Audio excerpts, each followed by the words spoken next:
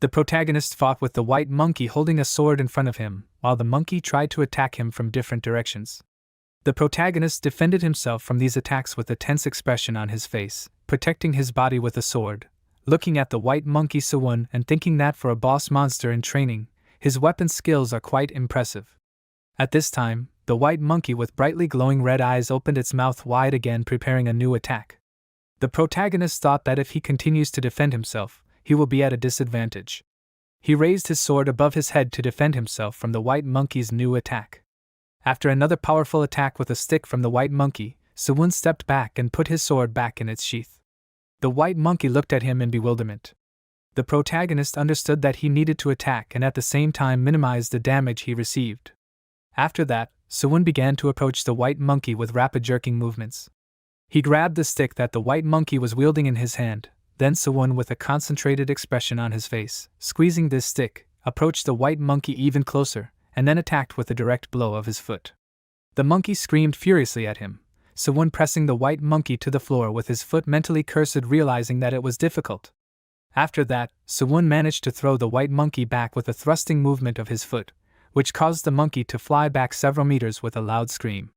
The main character, holding the stick that belonged to the monkey in his hand, exhaled heavily from his lungs.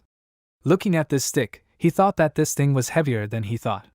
The white monkey, filled with rage, looked at Sewoon and screamed loudly. The main character, turning to the white monkey, asked if it wanted to return it. After that, the system window notified Sewoon that the greed storage had been opened. From the greed storage, Sewoon took out the dog beating staff technique, a secret technique of the open gate sect that was created to scare away mad dogs that threaten beggars. After using this skill, Sewoon stood in a fighting stance, clutching a long stick in his hands. The white monkey looked at him in bewilderment with a confused face. The protagonist confidently looked in front of him at the white monkey and said that this would not happen. Sometime after that, on the top of a high cliff, Sewoon made a sharp blow from top to bottom with a long stick, thereby hitting the white monkey on the skull. A notification appeared on the system window that informed Sewoon that he had defeated the boss monster from the monkey cliff. This monkey was called the Cliff Climber. The protagonist stood next to the fallen body of the white monkey, confidently looking ahead and holding the weapon he had taken from the monkey in his hand. The system window informed Sewoon that his level had increased and his personal merit points had increased by 1,000 points, after which the system window informed Sewoon that he had received the Monkey Mountain Hazelnut Stone. This stone was glowing and levitating in the air near Sewoon. The protagonist, looking at this, asked again, "A hazelnut stone?" Then he decided that he would give it to Chang-suk later, thinking that this stone would be useful for something. Then Sewoon, releasing the jaws of the hungry prince, apologized for the wait. The system window informed Sewoon that he had eaten the monkey that was climbing the rocks. The jaws of the hungry prince greedily sank their fangs into the white monkey's pipe. The system window said that the absorption of nutrients increased agility by 5 and intelligence by 5. The protagonist thoughtfully looked ahead with his arms crossed over his chest and thought about how he had acquired 10 stats at once. The protagonist reasoned that all this was due to the fact that the power of greed was so strong, but the power of the devourer was also insanely good, and at this rate, turning into a tank seemed inevitable to him. Summing up, Sewoon looked ahead and said that he needed to see what the monkey was guarding. At that moment, Sewoon looked deep into the rock. He grabbed a stone with his hand that stood out from the general background. After that, Sewoon managed to move this large stone, and he saw that behind this stone there was a passage inside. The system window informed Sewoon that he had discovered a hidden dungeon called the Training Ground of the Forgotten Hero. The protagonist looked at the dark space inside the rock and went in that direction. With a smile looking ahead, Sewoon noticed that this cannot be. After that, he asked out loud, "In the first chapter of the tutorial, is there a dungeon?" Sewoon reasoned that the dungeon means that he can get much more experience than on ordinary battlefields, and passing this gives incredible rewards, especially if you pass it first, then the reward will multiply several times. The protagonist decided that he should not hesitate to go all this way.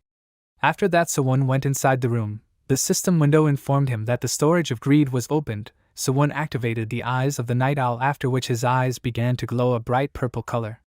The system window explained that the eyes of the night owl are the eyes of a nocturnal predator known as a night owl, and these collect light even in complete darkness, thereby illuminating his vision. The protagonist suggested going, then headed deeper into the space that he had recently discovered. Walking through a narrow rocky room, Sewoon saw many bats that were on the ceiling of this room. The protagonist held his hand out in front of him as the bats flew over his head. He thought that from the entrance until now it had been a constant downward slope, and since this cave was drilled into the mountain it should be closer to the bottom the deeper he went. Soon after, Sewoon looked ahead in surprise. He said that here, in front of Sewoon, was a tall cave with a large stone pillar in the center. Looking around this room, Sewoon noticed a large number of different swords that were stuck into the rocky bedrock of the cliff. The protagonist, looking at this, said that the walls and floor were torn by traces of piercing objects. He noticed that it almost scared him, and this place really was worthy of being called a training ground. Then Sewoon again looked in surprise at something that was in front of him. He noticed that it was a hole. The protagonist saw how in the rocky bedrock of the cave there was something golden in color. With a smile on his face looking at this, Sewoon noted that as expected this was part of the quest chain. After that, Sewoon began to take out his sword from its sheath. An inscription appeared on the system window, the sword of the forgotten hero. The protagonist, using the sword with a straight thrust the sword into the golden space in the rock. A bright golden light began to emanate from this space. An inscription appeared on the system window which informed Sewoon that he had earned the right to challenge the forgotten hero. A passage appeared in front of Sewoon that glowed with a bright golden color. The protagonist closed his eyes from such a blinding light. Suddenly, Sewoon looked ahead in surprise while behind him was a certain person in voluminous armor in the form of a spirit. This spirit abruptly took his hand in which was the sword and stood up. The protagonist, looking at this in surprise, cursed, thinking that it had really already begun. The protagonist looked down in fear. He noticed that the sword of the forgotten hero which he thrust into the golden space was not available.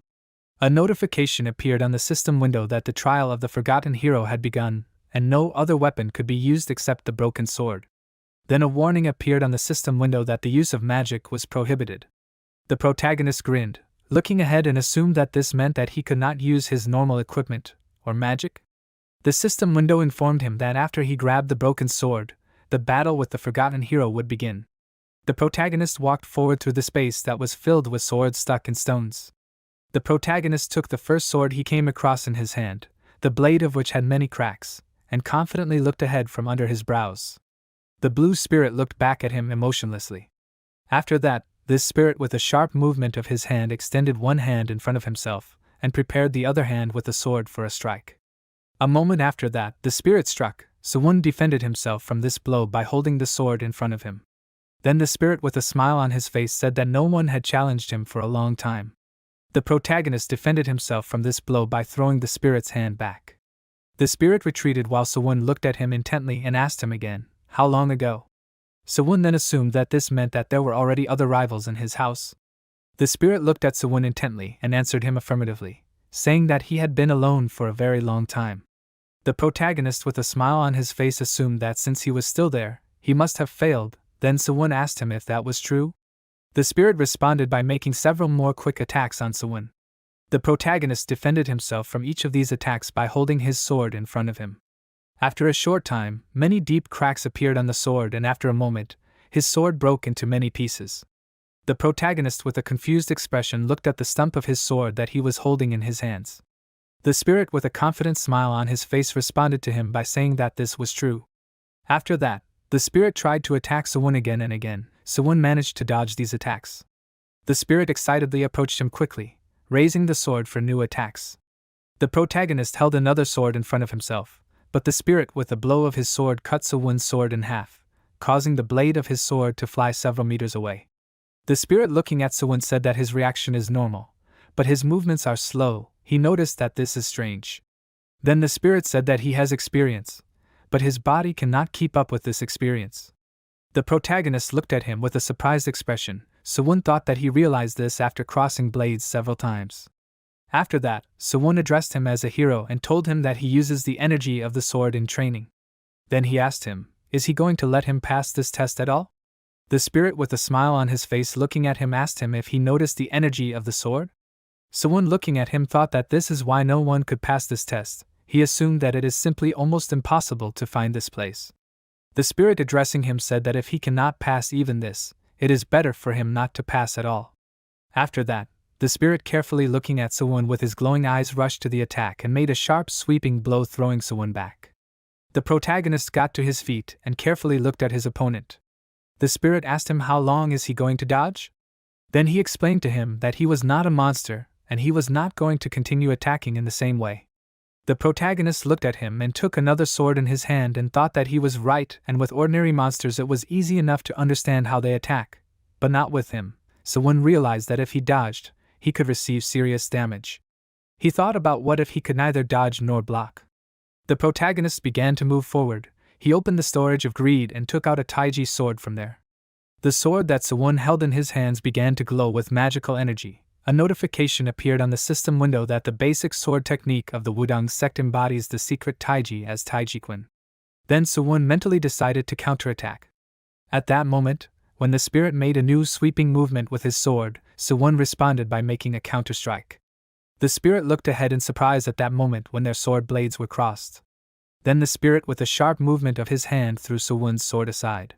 He said that it was a good move, but it was not enough. After that, the spirit looked in surprise as Sewoon approached him holding another sword in his hands. The protagonist used the third position of the Blood Wolf sword technique called the Blood Wolf attack. At that moment, he was able to knock the spirit's sword out of his hands. The spirit continued to stand there clutching the stump of the sword in his hands. Looking at this, the spirit said that this was impressive and he predicted 2 steps ahead. Then the spirit said that such a technique would not be possible without a lot of experience. He asked Sewoon if he hid his power. Then he explained his question by saying that he did not see any signs that he had studied the soft sword technique. The protagonist stood in a fighting stance opposite him, stretching out the sword in front of him and raising his other hand above his head. The protagonist thought that this was natural, since he had just opened the treasure vault and gained this power a few minutes ago. Then Sewoon thought about the fact that for those who do not know about power, it must look like he was hiding his power. Then looking at the sword that was lying on the floor, he asked how this test would end. The spirit answered him that naturally he would pass, because in the end he disarmed him. After that, the spirit spread his arms to the sides and said that with such potential. The protagonist looked ahead in surprise, noticing that something behind him was glowing with a bright, golden color. The spirit said that he doubted that anyone would be able to take the sword away from him. The protagonist turned to the golden space in the column that was in the center of the room. Looking at this, Sewoon assumed that this must be the power that the Forgotten Hero had been guarding all this time and the reward of the Forgotten Hero's training ground. After that, Sewoon grabbed the sword that he had inserted into the rock some time ago with his hands. Suddenly his face changed. He stood tensely clutching the hilt of the sword. The spirit ordered him to be patient. He explained to him that the sword recognized him as its owner. The protagonist turned to look at him, and then looked at the sword with a smirk on his face and mentally repeated these words, "A sword that recognizes its owner." The protagonist decided that this was undoubtedly at least rank A. Then, straining his body more and more, he thought about how he could endure and hold on, and ultimately, in his past life, he reached the 92nd floor of the tower without any talent. Sewoon's entire body was tense, blood began to drip from his mouth. The protagonist clenched his jaw in incredible tension while looking ahead. Soon he was able to pull out the sword. He looked at it in surprise and then raising the sword above his head noticed that the sword that he stuck in the rock and which he pulled out was very different in appearance. The protagonist said that this was the true form of the Forgotten Hero's sword. The spirit suggested that it seemed that he was still fighting with it now, but he told him that this sword would soon accept him. Then the spirit said out loud that he hoped that in the future it would show him something even greater. After that, the spirit disappeared and a notification appeared on the system window that he had perfectly completed the hidden dungeon called the Training Ground of the Forgotten Hero. The protagonist suddenly squatted down clutching the sword in his hands, then he fell to the ground with his arms and legs wide apart, still holding the sword in his hand. A message appeared on the system window stating that his level had increased and he had accomplished a historic feat. As a reward for this, his personal merit points increased by 20,000. After that, the system window informed him that he had received the sword of the Forgotten Hero, which is called the sword that cut the rock Durandal. Soon, a message appeared on the system window stating that the constellation of the bowed raven jumped up from its place. At this time, white monkeys loudly screamed and attacked the players. A message appeared on the system window warning that the 6th wave was beginning and the system window ordered the players to stop the wave of monsters and prove their existence. Seoa, with a concentrated expression on her face, used her sword to cut the bodies of the white monkeys. After that, she put her hand in front of her and ordered everyone to keep in line and said that they have the advantage. Then she shouted loudly that they have nothing to fear. Hanchiol hit the white monkey attacking him with his fist. He began to press the white monkey into the ground with his fists. Then he frowned and looked ahead. Seoa walked up to him, and with a worried expression said that Sewoon had not been seen for a long time. She asked if something had happened to him. Hancheol looked at her, and then frowned and looked ahead. Seoa turned to Hancheol again, and put her hand in front of her, said that she could not wait any longer, and that she would go look for Sewoon. Hancheol crossed his arms over his chest and looked at her. Seoa asked him if he would go with her when the wave ended. Hancheol told her that there was no need. Seoa asked him in confusion, "Is he not worried?" Then she shouted that they are already without Sewoon. She did not have time to finish because Hancheol interrupted her, saying that he is not so weak that they should worry about him. Seoa looked ahead with a surprised expression. Hancheol told her that right now he is probably doing something that they could not even imagine. On the system window that was located above their heads it was written that Sewoon was in first place, and he had 28,660 points. Seoa was in second place, and she had 1680 points, and Hancheol was in third place, and he had 1,600 points. They looked at this system window. Hancheol explained to her that based on this they should continue to hold back the waves and become stronger until he returns. Seoa looked at the system window with a smile on her face and agreed with him. Some time after that, Sewoon, lying on the floor, looked around and asked himself, did he disappear right after he pulled out the sword? Sewoon cursed mentally, thinking that all his internal energy and mana were completely depleted. He stood up with his hands on the rocks and thought that he really wanted to test the characteristics of the sword, but he knew that he had to fill his dantian first. Sewoon then sat in a meditative pose with his legs crossed underneath him and his hands on his hips. Blue magical energy began to appear around him.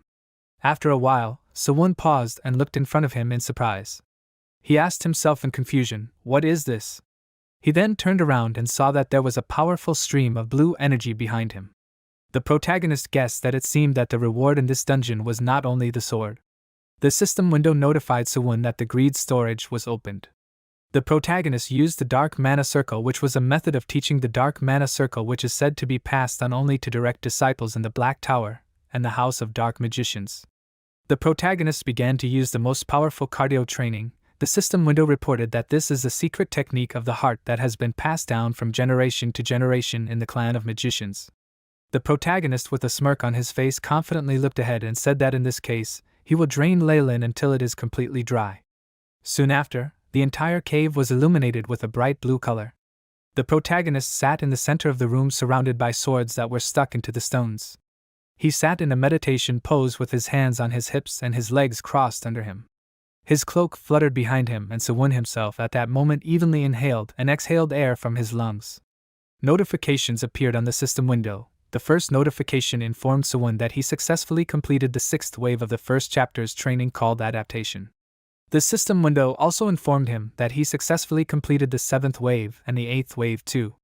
The protagonist looked at these system window notifications that appeared again and again with a surprised expression and asked, "Has it really been that long?" He thought about the fact that it had been a day and a half since he left the camp. A new system window notified Sewoon that all wave participants received 200 points. The protagonist thought that he was glad that they lasted without him. He understood that the last test of the first chapter was the 10th wave, and as expected from the last wave, the level of monsters would increase sharply. The protagonist leaned on his knees and stood up, assuming that it looked like he would have to earn a living in the camp for some time. A new system window appeared in front of Sewoon's face, which said that thanks to the most powerful cardio training, he had accumulated half of the jade of internal energy in his dantian, and all the martial arts he uses will have increased efficiency and destructive power. The protagonist examined his palms while his entire body was surrounded by blue magical energy. A message appeared on the system window that said that thanks to the Black Tower's training method, he had formed a second mana circle and could now use the magic of the second circle, and the strength and power of his magic had increased. The protagonist looked at his blue glowing palm and thought that growing so much in less than 2 days was unbelievable. Then he thought about what was even more important. A notification appeared on the newly appeared system window that informed Sewoon that the sword that cut the rock called Durandal had been sealed. A luxurious sword glowing with bright magical energy was described on the system window. Inside this system window it was said that the category of this sword was a long sword. The rank of this sword was B. In the description of Durandal it was said that it was a legendary sword that was used by legendary heroes, and the potential of this sword was still sealed because it had not fully realized the power of its owner. The protagonist, holding Durandal in his hands and looking at it, said that he could not believe that this sword was hidden in the first chapter of the training. Looking ahead, Sewoon thought that even before his regression, the existence of this sword was only rumored, but it was never found. Then Sewoon, squeezing the handle of Durandal in his hand, made a sharp movement with this sword, cutting the air in front of him. Following the movement of Durandal, a stream of magical energy remained in the air. The protagonist, with a grin on his face looking at Durandal in surprise, said that even with the sealed power, it is still incredibly strong. Mentally, Sewoon assumed that perhaps the reason why the seal was not completely removed is because his current strength is not enough. A system window appeared in front of Sewoon's face and notified him that the time remaining until the 9th wave of monsters within the first chapter of the training called Adaptation is 24 minutes. The main character, putting Durandal in its sheath, cursed, realizing that he needed to hurry. After that, he quickly ran towards the exit of the cave, from where the street sunlight illuminated the space inside the cave. By this time, in the players' camp, a monkey with red fur furiously attacked the players with an iron axe. This red monkey screamed loudly, trying to break the wooden shield with which the player defended himself from the monkey's attack with his axe. At this time, one of the girls of the players with a worried expression on her face turned to the others, asking them to hold the line. After that, she shouted again for them to hold. At that moment, she stood next to the wounded girl, while around them there was a battle between the players and the monkeys, who were armed with various melee weapons from spears to swords. The player who was near them and protected them with a shield from the attacks of the monkeys screamed that they can't because there are too many monkeys. After that, the girl asked them, "What about the wounded?"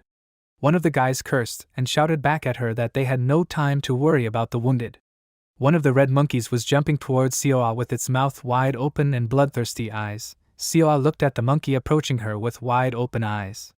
After that, she delivered several sharp and clear blows to the monkey, cutting the monkey's chest and limbs with the blade of her sword. The system window notified Seoa that the crowned spider constellation had corrected Seoa's player's pose, telling her that her movements lacked grace. Seoa looked at this system window in confusion and asked in bewilderment, "Is it really now?"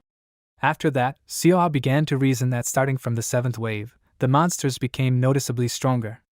She was having a hard time catching her breath, actively inhaling air into her lungs. She looked around with a frown and thought that there were a lot of wounded. Then she asked herself, would they be able to stand up? Suddenly, another red monkey approached her from behind. Seoa worriedly tried to turn towards this monkey to defend herself from the attack, but suddenly her body stopped obeying her. Her hand was shaking while clutching the sword. Seoa, looking at this with fear, thought that her hand. At that moment, Hanchio stuck his hands into the dense soil, breaking it into pieces. After that, he threw huge dense stone pieces towards the monkeys, thereby knocking over several of them. A notification appeared on the system window, informing Hanchio that the constellation Old Man on the Crocodile was looking at the shaking earth with satisfied eyes. Another system window reported that the crowned spider constellation was baring its fangs, ordering the Old Man on the Crocodile not to interfere. Seoa, with a confused expression on her face, sitting on the ground and holding a sword in her hand, thanked Hanchio for his help. Hanchio responded by advising her to transfer the two. Seoa, frowning, looked at him and noticed that they were wounded. Hanchio, frowning, looked at her and explained to her that if she fell while protecting them, the entire camp would be destroyed.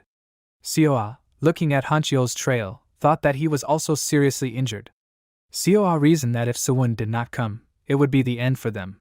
Then, with a surprised expression on her face, she opened her eyes wide and heard someone's loud, terrified scream. It was Youngpil who, with tears in his eyes, holding bananas in his hand, ran away in horror from the red monkeys chasing him, screaming that they were at their limit, and he could not hold on any longer. He waved his arms in fear and swore, asking where Sewoon was now. While running, Youngpil tripped over a stone ledge and began to fall to the ground, dropping the bananas from his hands. The red monkeys excitedly began to stretch their paws towards Youngpil, opening their mouths with long fangs wide. Youngpil looked in horror at the monkeys approaching him, tears streaming down his cheeks. He put his hands in front of his face, making painful sounds. Suddenly, the three monkeys that approached Youngpil were simultaneously struck by an electric discharge that immobilized them. After that, a notification appeared on the system window that the crowned spider constellation bowed its head to the demon god. Seoa looked ahead in bewilderment, her eyes and mouth wide open. Then another notification appeared on the system window that reported that the Old Man on the Crocodile constellation also bowed its head to the demon god. Hanchio turned around with a surprised expression, his mouth slightly open. The monkeys were burned to death by the electric discharge that struck them, The bodies of the red monkeys stopped sparking and thick black smoke began to come out of their burnt fur. The protagonist stood surrounded by blue magical energy with a gloomy expression, holding his hand out in front of him and directing electric discharges towards the red monkeys that had not yet been defeated by him. Young-pil, touched, with a smile on his face, addressed Sewoon as a brother. Then the players started shouting, "Sewoon!" Sewoon looked ahead with an unperturbed expression and held his palm out in front of him. The system window notified him that the greed vault had been opened. The protagonist looked at his palm, which was concentrating the magical energy of lightning, and cast a chain lightning spell, after which he defeated several more puzzled monkeys with an electric discharge, causing the fur of these monkeys to rise and the red monkeys themselves to scream in pain. Looking at this, the protagonist thought that this was more dangerous than he thought. Then Sewoon looked to the side and noticed that it seemed like Seoa and Hanchio were holding up well, however. He watched as Seoa, with a smile on his face, and Hanchio, with a displeased expression, watched Young-pil, who enthusiastically raised his hands high above his head and moved his whole body expressively while loudly shouting the name, Sewoon. The protagonist looked at Young-pil warily and asked himself, "What is this guy doing there?" A notification appeared on the system window that the cheerful donkey head constellation was laughing and pointing at the player Young-pil. The cheerful donkey head constellation was above Young-pil's head and laughed loudly at Young-pil's behavior. The protagonist noticed that, moreover, Young-pil even attracted the constellation's attention. The other players noticed this magic with surprised expressions, then they asked in bewilderment, "Could this be?" Another player shouted with a smile on his face, "He is here!" After that, he solemnly announced that this person is here. The players happily shouted that it is a bloody wolf. Sewoon, warming his wrists, watched the players, then he asked, "A bloody wolf?" Young-pil, with a smile on his face, pointed his fingers at Sewoon, asked him if he liked the nickname he gave him. Then Young-pil clenched his fists in joy and shouted about the scent of blood spreading with every swing of the sword with the wolfskin cloak. After that, he asked, "Isn't it wonderful?" Sewoon looked at Young-pil calmly. He thought that the title for the player is as important as the name, and it will be called more often. Then Sewoon, with an irritated expression and swollen veins on his face, looked in front of him, clutching his wolfskin jacket with a shaking hand. The protagonist thought with disappointment that, in addition, someone like Young-pil gave him a nickname so rashly. Then Sewoon angrily told Young-pil that he would make sure that he was the one to give him the title. A notification appeared on the system window which informed that he had successfully passed the 9th wave within the first chapter of the training called Adaptation. Young-pil asked him again in confusion, and then joyfully shouted that it was a great honor, and he would be looking forward to this event with impatience. After that, he again joyfully shouted the name of his savior, Sewoon. And then notifications appeared on the system window that he had successfully passed the 9th wave, and each participant in the wave received 200 points. Then, at the top of the system window, information was displayed about the first place that Sewoon took as the owner of 41,660 points. In second place was Seoa with 4,820 points. In third place was Hanchio, who had 4,760 points. The main character raised his head and looked at the system window. Soon after, Seoa ran up to him from behind, loudly calling his name, holding a sword in her hand, followed by Hanchio. Hanchio looked at him and shouted that he was back. Seoa, with wide open eyes, asked him where he had disappeared to. After that, she shouted expressively to him that she was very worried. Sewoon, looking at the battlefield where there were many wounded players who were bleeding lying on the ground, answered her that he would explain to her later, but for now she should focus on taking care of the camp. Seoa asked him again in confusion, and then took a deep breath of air from her lungs. She ran away from him with a serious look, looking at him, and shouting to him that he would definitely explain later. Sewoon, looking at her with a smile on his face, noticed that for now Seoa is the leader of this camp. Hanchio, looking down at Sewoon, told him that he has become stronger than before. Then Hanchio, with his characteristic menacing expression, offered to meet him later at the old broken tree. Then Hanchio walked in the opposite direction from Sewoon. Sewoon, looking after him, mentally asked himself, "At the tree?" After that, Sewoon assumed that he was talking about a duel. The protagonist, looking after Hanchio, who was leaving him, thought that they had not had a duel for a long time. Then, crossing his arms over his chest and looking ahead, Sewoon said, "Young-pil." Young-pil instantly appeared next to Sewoon and, putting his hand to his temple, thereby saluting Sewoon, Young-pil submissively listened to him. The protagonist ordered him to report the situation. Young-pil, rubbing his palms, shouted to him satisfactorily and said that after he went to the Rocky Mountain, the 6th wave ended without incident. After that, Young-pil, with a smile on his face, noticed that, however, starting with the 7th wave. The protagonist looked in surprise at Young-pil, who was giving him the report, and asked himself in confusion, did this guy have such talent? Looking at how eloquently Young-pil talks about the events that happened during his absence, Sewoon thought that he remembered how Young-pil in every possible way imposed himself on Hancheol and caused inconvenience before the regression, but now Sewoon noticed that his memory and briefing skills are quite competent. Then Sewoon suggested that it seems that he is worthy of interest from the demon lords of the 6th rank, namely Veilfor.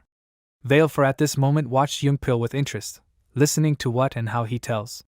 After that, Young-pil raised his index finger up and told Sewoon that in the remaining time, the twins set up wooden barricades. The protagonist repeated, wooden barricades. After that, he turned his gaze to the side and thought about what however. After that, Sewoon asked, however, there were no twins here, right? Sometime after these events, 2 chopped logs lay on the short green grass. One of the twin sisters said that it looked like this place was enough after all. One of the sisters named Dawoon pointed her finger in front of her, and reminded her that she had already told her to make it stronger. The second sister named Ariam leaned on her feet and looked up at her sister, and told her that if she had followed her plan, they would not have been able to finish it before the wave started. Young-pil addressed the sisters by name, and asked them what they were doing. He then informed them that Sewoon had arrived, and they had not even greeted him. Ariam and Dawoon turned to Young-pil with surprised expressions. The protagonist looked at the twins with a confused expression on his face, putting his hand to his chin. He thought in surprise that there were several of them. Sewoon then began to talk about how from the 3rd wave he was impressed by how diligently they moved while fighting off the monsters. After that, Sewoon decided that being twins made them twice as noticeable. Ariam and Dawoon looked at Sewoon in surprise with their cheeks red and shouted in unison, "It's a bloody wolf." Sewoon was confused at being called a bloody wolf. He repeated in his mind, bloody wolf. After that, he thought that he just couldn't get used to it. The protagonist put his hand in front of him with a confused expression and thought tensely that all this happened because of a fool named Young-pil. The protagonist remarked that it was a good job. He said this about the rough and short fence made of thick logs that were wrapped with rope. He then asked them if they bought tools with points. Ariam answered in the affirmative, and raised her hands high above herself, and shouted that Seoa told her about it. After that, Dawoon put her hand in front of herself and noticed that even though the fence was like this now, this fence was very useful against the red wolves. Then Ariam said that these would be useful in the next wave as well. Dawoon looked at her sister with a worried expression and noticed that they needed more wood and that they wouldn't be able to prepare for the next one together. The protagonist looked at the twins with condescension and thought that the wooden barricades wouldn't help much in the 10th wave, but the reason he was paying attention to these two was that the system window showed information that the Black Clintock constellation was watching the player named Ariam from the tip of a spear. At this time, the Black Raven constellation spread its wings in front of the player Dawoon. The protagonist looked at the felled logs and thought about the 38th rank Demon Lord Halphas and the 39th rank Demon Lord Malphas. The protagonist understood that each of them had the ability to build and fortify. From this, Sewoon concluded that these two abilities combined should be very useful in battle. He turned to the twin sisters or told them that he would deal with the tree himself. Dawoon and Ariam looked at Sewoon with surprised expressions, after which their eyes began to glow and their cheeks turned red. They asked him if this was true. And then the sisters began to shout in surprise and fervently that the bloody wolf was the best. Sewoon, breathing heavily from his lungs, noted that, however, he would like them not to call him by that name. Some time after these events, Sewoon approached a forest that consisted of tall trees. Young-pil ran after him, followed by Ariam and Dawoon in sync. When Sewoon entered the forest, he stretched out his sword in front of him and carefully looked at how the sun's rays shimmered on the blade of it. Ariam, leaning her hands on Young-pil and looking at Sewoon, asked him if he would chop wood with a sword. Then Dawoon asked him if she should bring him an axe. Young-pil at this moment looked at the twins, who were addressing Sewoon through him, in confusion. The protagonist, without looking at them, answered them negatively and informed them that everything was fine. After that, he swung his sword and made a sharp blow to one of the trees. A flash of energy from the contact of the sword with the dense tree bark illuminated the space around him. The protagonist began to cut the dense and wide tree trunk. Dawoon and Ariam clenched their palms into fists and raised them up, shouting at him that he was very strong. Young-pil showed him his outstretched thumbs and informed Sewoon that he was amazing. Sewoon, looking at the half-cut tree trunk, thought that in his current state, this was his limit without using internal energy. Then he looked at his reflection in the blade of the sword and thought that this was a sword that cuts a rock named Durandal. The protagonist came to the conclusion through mental reasoning that if the master's strength is not enough, then the Durandal will not even be able to cut a tree properly. Then Sewoon closed his eyes and thought that they still had a long way to go. A notification appeared on the system window that the greed storage was opened. The protagonist, clutching the Durandal in his hands, saw that a notification appeared on the system window that he had taken out the Taishan 18-fold sword from the greed storage. After that, there was an explanation on the system window that this martial art was developed in the Hourglass sect, which is known for its large and powerful physique. The protagonist, with a concentrated expression on his face, clutched the handle of the Durandal with both his hands and thought that in order to cut a tree with one blow, this martial art would be perfect. After that, Sewoon made a sharp sweeping blow using the Durandal and easily cut through the dense trunk of a tall tree. Moments after Sewoon made his strike, a huge tree fell to the ground with a loud sound, causing birds to fly away in all directions. Aryam shouted with an admiring expression that he had struck the thick tree twice. Youngpil shouted that he was great. A notification appeared on the system window, informing them that the second skill of the Taishan 80-fold sword Tashin Igek was being strengthened due to the internal energy. The Durandal in Sewoon's hands glowed with a bright magical light. Sewoon sent a powerful stream of magical energy between the rows of trees. Soon after, a large number of centuries-old wide trees began to fall in all directions, cut down in one sharp and powerful move. Youngpil, Aryam and Dawoon watched what had happened with sincere bewilderment and wide-open mouths. The protagonist turned to them and asked them not to worry about transportation. He informed them that Youngpil would handle it. Youngpil, perplexed, raised his hands up and asked him, "What?" And then he asked him again, "Do all this on his own?" Sewoon looked at him with a smile on his face and answered affirmatively, calling him his right hand. After these words, the constellation donkey-headed scoundrel, holding his stomach, laughed hard, watching the player named Youngpil. Youngpil, with a sad expression on his face, looked gloomily in front of him.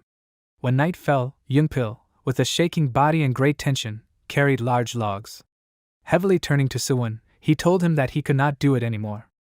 Immediately after that, Youngpil fell to the ground, dropping the log from his hands. The main character turned to him and ordered him to stop.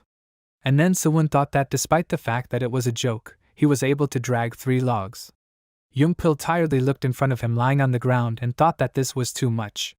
The protagonist realized that he was originally going to leave it to Hanchio. Hanchio was carrying several huge logs at once as if these logs weighed nothing. Dawoon addressed him and shouted to him that he was very strong. Aryam shouted loudly and joyfully that with him they would be able to expand the barricades. Sewoon, watching the events taking place, came to the conclusion that now he was finished with the twins and he should go further. He noticed the street infirmary, which was under a canopy made of foliage. He decided that he should go there. When Sewoon approached, he saw how the wounded players were groaning in pain. One of the men said that he could not feel his arm. Hanyo put her hand in front of her and used a healing spell and asked him to wait a minute.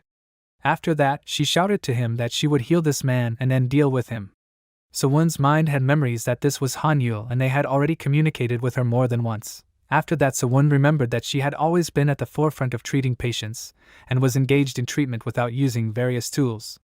The protagonist drew his attention to the fact that Hanyul, putting her hand in front of the wounded man, formed a magic ball of healing energy.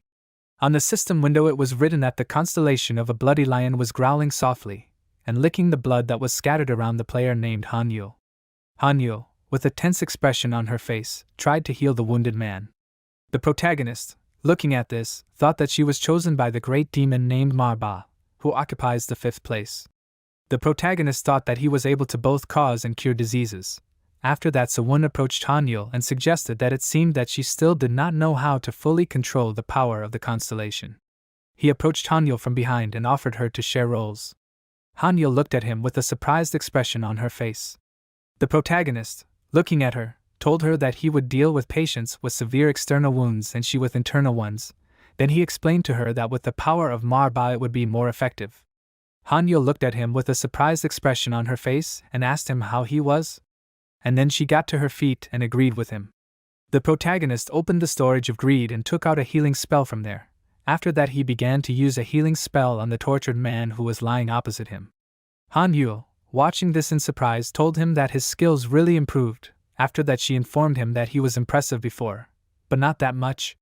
The protagonist, healing the wounded man, thought that this was natural since healing was a spell of the second circle, so it was much more powerful than the spell of the first circle. Without looking at Hanyul, he told her that soon she would heal better than him. Hanyul looked at him in surprise and asked again, "Her?" Sewoon, with a smile on his face, looking at her, told her that the constellation with which she made a contract was so strong. On the system window, information was written that the constellation of a bloody lion scratches its mane, feeling a strange satisfaction after praising a person, and the constellation of a bowed raven nods, thinking that the description perfectly suits the Lord of Hell. The protagonist carefully looked above himself, and thought that these constellations can sometimes be unexpectedly cute.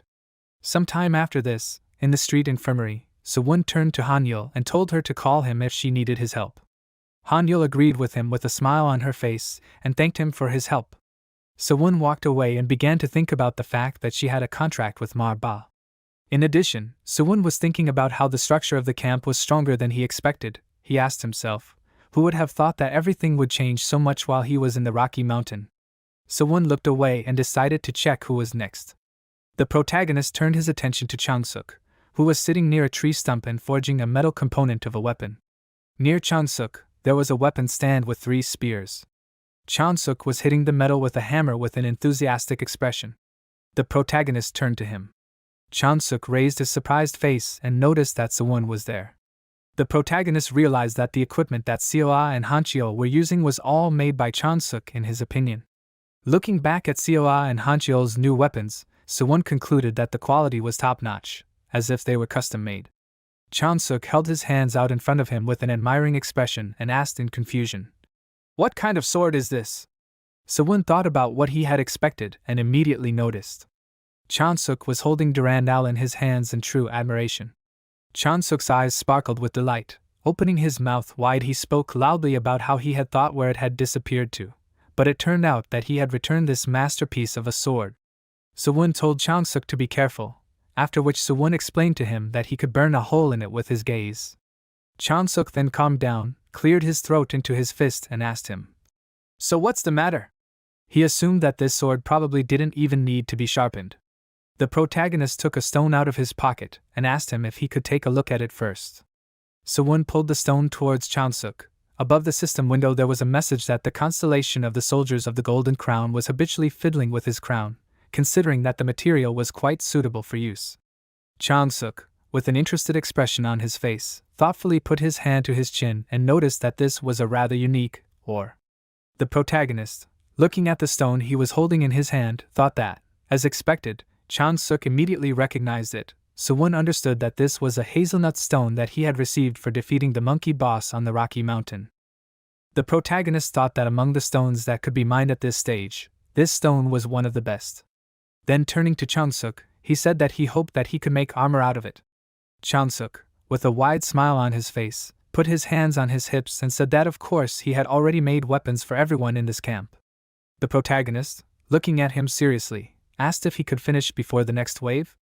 Changsuk turned his attention to the system window, which said that the remaining time until the 10th wave of monsters was 22 hours and 3 minutes. Looking at this, Changsuk thoughtfully said that judging by the remaining time, they had a little leeway, then turned to Sewoon and asked him if there was a reason why he was in a hurry. Sewoon answered in the affirmative and explained that he planned to give it his all in the next wave. Sometime after these events, Sewoon fought Hanchio. He dealt him a strong side kick. Hanchio, with a tense expression, defended himself from this blow by putting his hand in front of himself. The protagonist, turning to Hanchio, suggested that he had changed a lot. Then he asked him if that was true.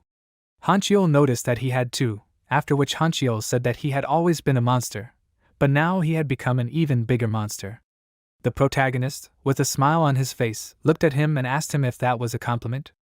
And then Sewoon told Hanchio that he had even mastered Tai Chi quite well despite never having been taught it. Hanchio explained to him that when it came to learning through the body, he had the ability to do so. After that, Sewoon noted that, however, this was not quite maximizing his strengths. Hanchio, with a surprised expression on his face, looked at Sewoon and asked him again, his strengths? Sewoon, making a sharp jerking movement forward, answered him affirmatively and said that his strengths were.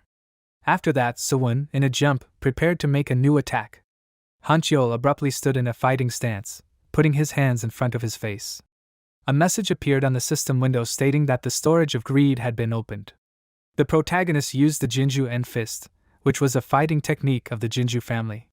On the system window there was an explanation that this is a martial art that specializes in hand-to-hand combat with a signature move known for using necromancy techniques from the Jinju family, that is, one of the 5 great clans. The protagonist with a brightly glowing fist looked attentively at Hanchiol. Hanchiol, perplexed, looked ahead, opened his mouth wide and clenched his fist. After that, their fists collided, creating a powerful surge of energy. Hanchiol, with a tense expression on his face, frowning his brows, looked ahead while his hand shook. The protagonist looked ahead from under his brows with a gloomy expression and a confident stance. A notification appeared in front of him that due to the internal energy, the first technique of the Jinju fist is the Kungchi fist, that is, the zombie fist is strengthened. After this powerful blow, Hanchiol was thrown back and retreated several meters, painfully exhaling air from his lungs. Seoa watched this with a frightened expression and wide-open eyes, covering her mouth with her hand. Hanchiol frowned and looked at his shaking palm. After that, he said, "This punch." He noticed that it was a strong punch. Steam was coming out of Sewoon's clenched fist. Turning to Hanchiol, he told him that this is how he can unleash his full potential. Then he told him that once his form is complete, he will teach him mental techniques as well. Hanchiol answered him that he understood. After that, Sewoon turned to the side and said that now. After that he asked, "Young-pil?" A moment later, Young-pil appeared in front of Sewoon in a helpful pose. The protagonist turning to Young-pil suggested that he was free now. After that he asked him, "Isn't that right?" Young-pil rubbed the palms of his hands at the same time answering him affirmatively. Why did he shout that he had cleared his schedule to answer his call at any time? Sewoon, looking at Young-pil, told him in that case then they would argue a little with Hanchiol. Hanchiol crossed his arms on his chest and looked menacingly at Young-pil. Young-pil, with a horrified expression on his face from which beads of sweat were flowing abundantly, asked Sewoon again. After that, Young-pil began to step back, laughing confusedly and telling Sewoon that he needed to do something very important. The main character did not listen to him and turning to Hanchiol told him to use him as he wanted. Hanchiol told him that he would not hold back, after which he grabbed Young-pil by the collar with a sharp movement of his hand and began to drag him away, telling him that he was counting on him, after which Hanchiol tried several times to call Young-pil by name, but he failed. Young-pil, with tears in his eyes actively moving his hands in surprise and fear, asked him, "He does not even remember his name?" After that, he loudly screamed negatively addressing Sewoon. A notification appeared on the system window that the constellation donkey-headed scoundrel was rolling on the floor laughing. From the loud cry of Young-pil, the birds that were calmly sitting on the crowns of the trees flew away. Some time after that, the blades of the swords collided, making the sound of clanging metal. Seoa with sharp and active movements attacked Sewoon with her swords. The main character looking at her thought that her style is completely different from Hanchiol's style since she knows how to make the most of her strengths. The main character defended himself from the huge number of blows that Seoa inflicted on him. Sewoon understood that her form was almost nothing to criticize. However, he understood. After that, Sewoon with a sharp movement of his hand directed the sword to the side and put it in the sheath, telling Seoa that her technique is good, but she lacks strength. Seoa asked him again in surprise, "Strength?" Sewoon told her that it is good when she confronts many weak monsters, but when it comes to one strong monster, then one's speed and technique will not do. A notification appeared on the system window that the crowned spider constellation nods in agreement. Seoa noticed that even the red-skinned monster is already strong enough. After that she bit her lip with a tense expression and looked at the ground. The main character told her that every time he left the camp, he encountered boss monsters and these monsters are much stronger than the usual ones that appear during the waves. Seoa looked at him in surprise and said that this means that the reason he became so strong is because of these boss monsters. After that, Sewoon said that he assumed that the boss monster might appear in the next wave. The protagonist at that moment understood that this was not just a prediction but a fact. However, he could not say it directly. Seoa looked ahead with a thoughtful expression on her face, frowning. Sewoon, looking at her, thought that Seoa would decide the rest herself. He looked ahead with a smile and said that from now on, he expected her to lead the camp well. Seoa smiled and confidently looked at him, holding her sword in front of her, and loudly shouted, "Yes." After that, a notification appeared on the system window that within the first chapter of the training called Adaptation, there were 5 minutes left until the 10th and final wave of monsters. The protagonist looked at the new red armor that he was wearing, Chang-suk asked him what he would say about it. After that, Chang-suk asked him if he liked it. The system window said that this is the armor of the Red Wolf, which has a rank of C-. In the description of this armor it was said that this is a set of armor made of red wolf skin with inclusions of monkey hazel stone. After that, the system window said that the abilities of this armor are to increase attack power by 10%, as well as the ability to cause fear in monsters that are weaker than this armor. After that, there was a mention that this armor significantly increases defense and durability. The protagonist, with a smile on his face looking at his armor, answered Chang-suk affirmatively, telling him that it exceeded all his expectations. The protagonist reasoned that he did not think that he would receive a C- rank. After that, Sewoon began to think that given that this armor is imbued with Barrett technology, this is understandable. At this time, Chang-suk and Barrett, with proud expressions on their faces, looked ahead with their arms crossed over their chests. The system window said that the warrior constellation with the golden crown claimed that his technique was inside the armor and guaranteed its functionality. The protagonist turned to Chang-suk with a serious expression and told him that he should take refuge in the forge. Chang-suk called out to Sewoon and loudly told him that he needed to see his masterpiece shine. Then Chang-suk showed his thumb with a wide smile on his face and noted that he would also be able to handle the monsters just fine. Then he asked Sewoon if that was true. Sewoon looked at Chang-suk with a smile and told him to stay behind everyone then. Sometime after that, the system window high in the sky said that within the first chapter of the tutorial called Adaptation, the last 10th wave was starting, and the system window ordered the players to defend themselves from the wave of monsters and prove their condition. The voice said that they were coming. After that, a huge number of angry red wolves came out into the field. In addition to the red wolves, there were also angry red monkeys that were armed with various melee weapons. One of the players asked with a worried expression, "Aren't these the monsters they have already encountered?" Another player with a smile on his face holding a sword in his hand asked him if he called these monsters bosses. An angry growling big red boar, one of the players, came out into the field in bewilderment, asked, "And yet aren't there too many of them?" Seoa, clutching a sword in his hand, shouted that these are the monsters they have already defeated. After that, she loudly ordered everyone to remain calm and line up around the barricades. After that, Seoa looked ahead in bewilderment with her mouth wide open. She saw a huge gray wolf raising its mouth upward. A notification appeared on the system window that a red fawn named Cannel had appeared. Cannel looked menacingly ahead. There were a huge number of scars on his body. Hanyul screamed in fear that it was a boss monster. Ariam screamed that there was more, then she asked to look over there. In the direction she was pointing, there was a huge blue boar that began to howl menacingly, while above its head on the system window it was written that a red horn named Pag had appeared. Then the system window notified the players that a red claw named Yashak had appeared. Yashak is a tall purple monkey that was armed with a metal shield and a sword of enormous height. The players stood in a ring surrounded by a huge number of different red monsters. The players, with horrified expressions on their faces, fearfully said that they were finished and that all this was pointless. They fearfully turned to Seoa as the leader and asked her what they were doing now. Seoa, with a confused expression on her face, looked ahead, clutching two swords in her hands. She looked at her feet with a confused look and said what it was. She mentally shouted, "Sewoon." Her hands were shaking with fear. Suddenly Sewoon appeared from behind her and ran forward at great speed. The system window said that due to the current cardio training, the power of the technique is strengthened. Sewoon rushed to attack the huge wolf Cannel and instantly began to tear his flesh with his powerful sharp blows of the sword. The system window said that due to the internal energy of the third form of fencing of the blood wolf, which is called the attack of the blood wolf, gains power. The red wolves with frightened muzzles looked in bewilderment as Sewoon tormented the Cannel. A new notification on the system window notified that the nearby red wolves were seized with fear due to the effect of the armor of the red wolf, and also the cloak of the gray wolf increases the horror of the enemy. Sewoon, without looking at the players, turned to Seoa and Hancheol and then, looking at them gloomily, sharply ordered them not to interfere. Seoa and Hancheol looked at him in surprise and fear as he spoke. The protagonist raised his palm and began to concentrate magical, energetic and electrical energy in his hands. A notification appeared on the system window that, thanks to the mastery of the Black Tower, the power of chain lightning was strengthened.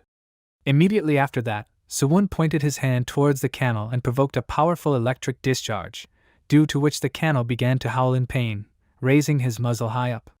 The protagonist, looking at the Cannel in surprise, asked himself, was he always so weak?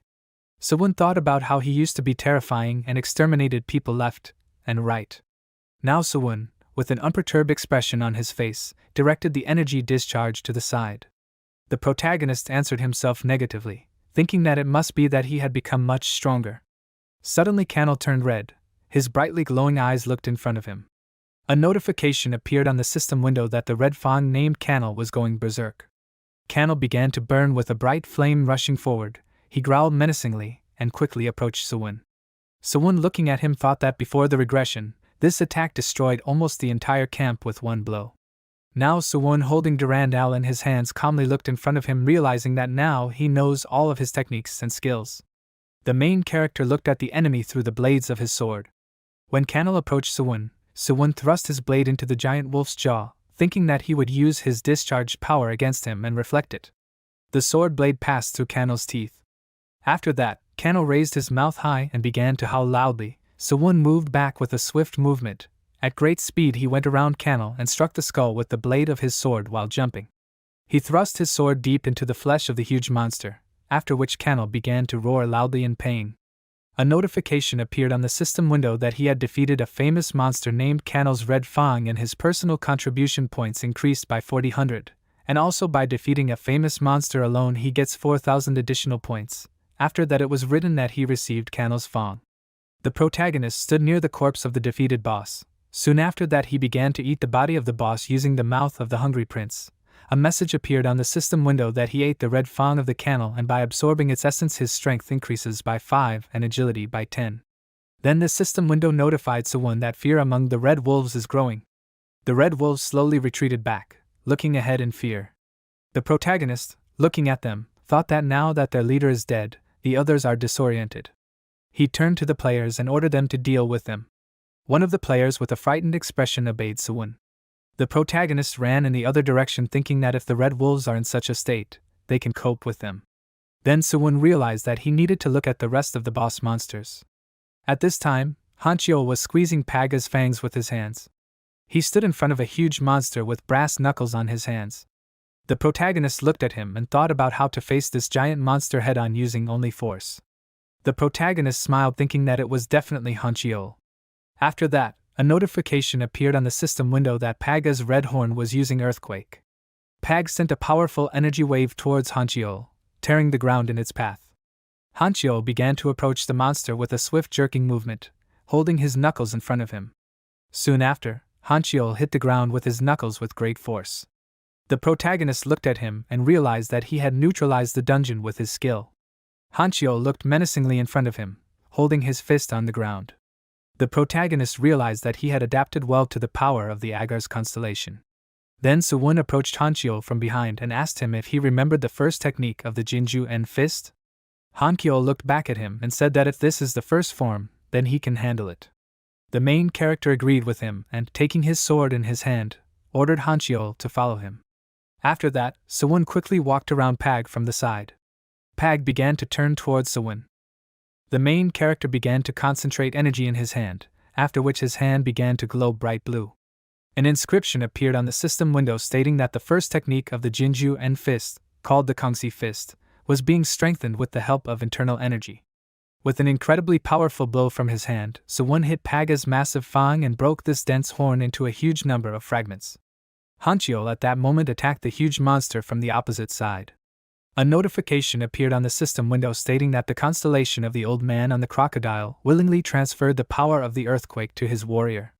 With a furious expression on his face and bulging veins, Hanchio looked ahead, concentrating powerful energy in his hand. A notification appeared on the system window that the player's fist Hanchio was strengthened. Pag, opening his mouth wide and taking out his tongue, began to scream loudly in pain after Hanchio dealt him a crushing blow. From such a powerful blow, the multi-ton boss boar was thrown several meters away. A message appeared on the system window that he had defeated the famous red horn monster named Pag. The main character looked at Hanchio with a smile on his face. Hanchio at this time looked at his palm in sincere bewilderment with confusion.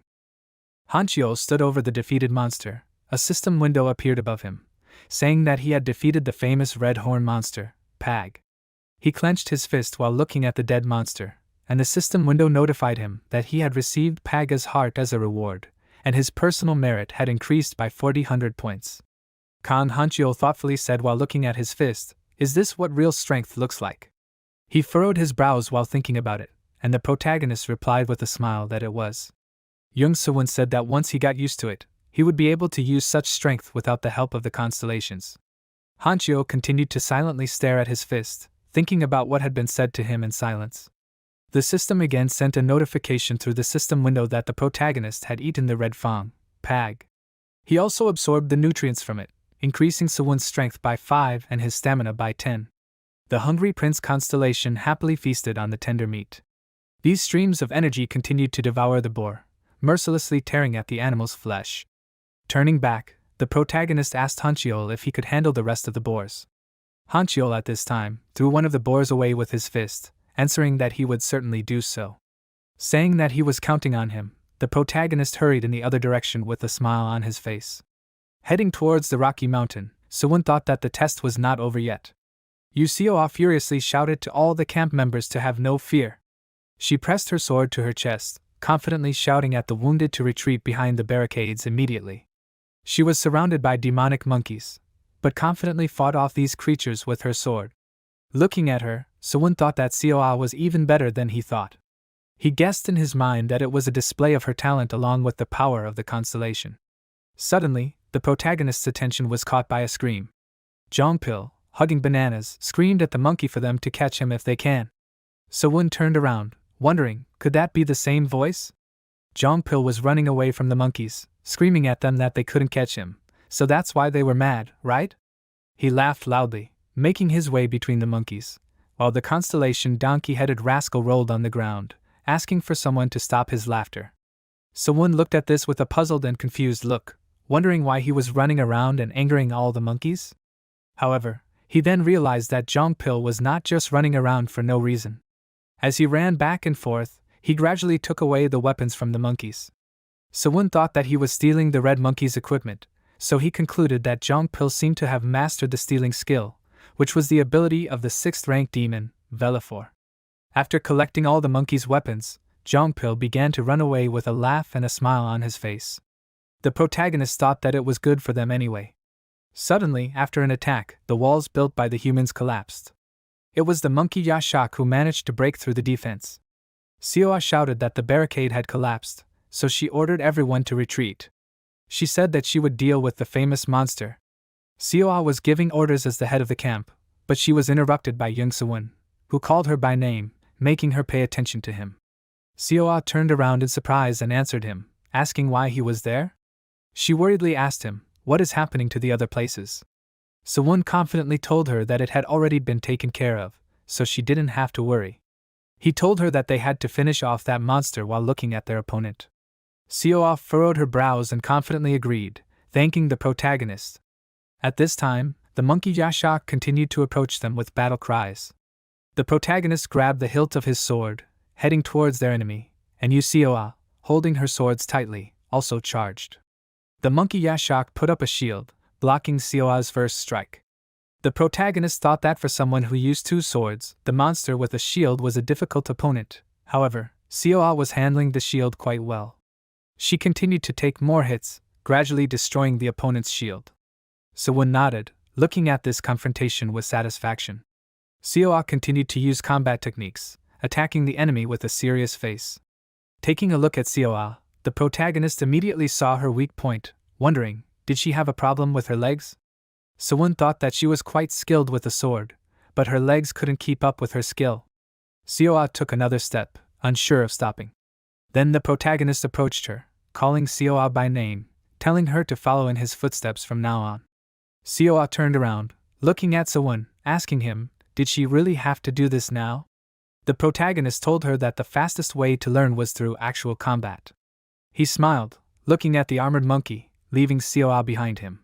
The system notified him that the greed storage had been opened again. This time the protagonist took out the Camille Dual Sword skill.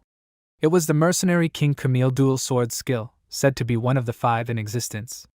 His speed and trajectory of movement immediately changed. Jeong Sewoon was rapidly approaching the enemy. The peculiarity of this skill was the movement of the legs. Like a leaf in a hurricane, no one could catch up with Camille. The protagonist was getting closer to the enemy. His movements became so impressive that Seoa involuntarily wondered what kind of movements were these. She looked with interest at how Sewoon moved, and in the meantime, He took out a blade from a boar's tusk, with a menacing look, flew into the air, swung and soared right above the monkey. The monkey Yashak looked up, shocked looking at how the enemy literally hovered above the monkey's head. It took the protagonist only a few movements of the sword to inflict serious wounds on the enemy, leaving the monster behind him. When Sewoon ran out of monkey, he landed behind this one, and the monkey Yashak screamed loudly in pain. Seoa had been watching the protagonist closely the entire time, and then, concentrating and exhaling the air from her lungs, she pushed off the ground, trying to replicate what she had just seen from Sewoon. The two of them began to throw more and more punches at the armor and skin of the Yashak monkey, trying to defeat it as quickly as possible.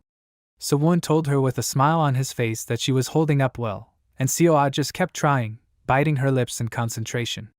The protagonist told her to try to be faster. Then he and Seoa began to move with even greater speed, literally creating a whirlwind of punches above the frightened armored monkey. The monkey stood there, looking at them, literally circling in the air with confusion. But they weren't going to entertain the monkey for too long. A few well-placed punches to the legs and the monkey was injured.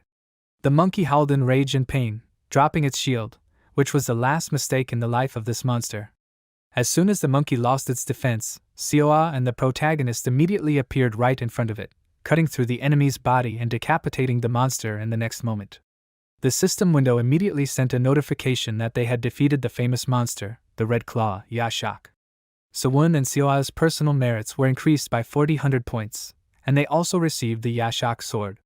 After they dealt with the main monkey, the other red monkeys began to run away in fear, not daring to attack people anymore. Taking a deep breath, Seoa happily said that it was finally over. She breathed heavily, looking after the fleeing monkeys. The system sent out a system window to everyone, saying that the tutorial, Chapter 1, Adaptation, was finished. Everyone had successfully passed the 10th wave, so the system congratulated everyone on finishing the first chapter of the tutorial. Seoa raised her gaze upward, looking at this. The twins also happily started shouting that it was over. They cursed the waves of monsters, saying that they were finally free. However, Khan Hanchiol still looked around in disbelief, while Dawoon and Aryam hugged each other with tears in their eyes, happily saying that it was a great job. The protagonist thought that it was too early to celebrate. His gaze became serious as he thought about this. In front of the people who hoped that their nightmare had come to an end, a new system window appeared. Everyone looked at what was said in surprise. For a few moments, the camp was silent. After reading what was written there, Yu Seoa hesitantly turned to Jeong Sewoon, asking him what it meant. The protagonist, closing his eyes, calmly replied that it meant exactly what was written there. This system window said that the second chapter of the training, which was called the March, had begun, so now all the people had to reach their destination by traveling across the plains. They had 167 hours and 59 minutes left until their arrival. Sewoon folded his arms across his chest, saying that it was time to leave this place. The people immediately became agitated, hesitantly asking each other, do they really have to leave? One of the campers said that he was just starting to get used to this place. The protagonist knew that the theme of the first training chapter was adaptation, so as expected, the people adapted and survived in this wild place with fierce determination. He looked at everyone with his stern eyes, thinking that it was only natural to feel uneasy when leaving the environment they had adapted to. Seoa turned to the campers, asking them to calm down. But one of the twins named Dawoon excitedly asked the people present where they thought they were going.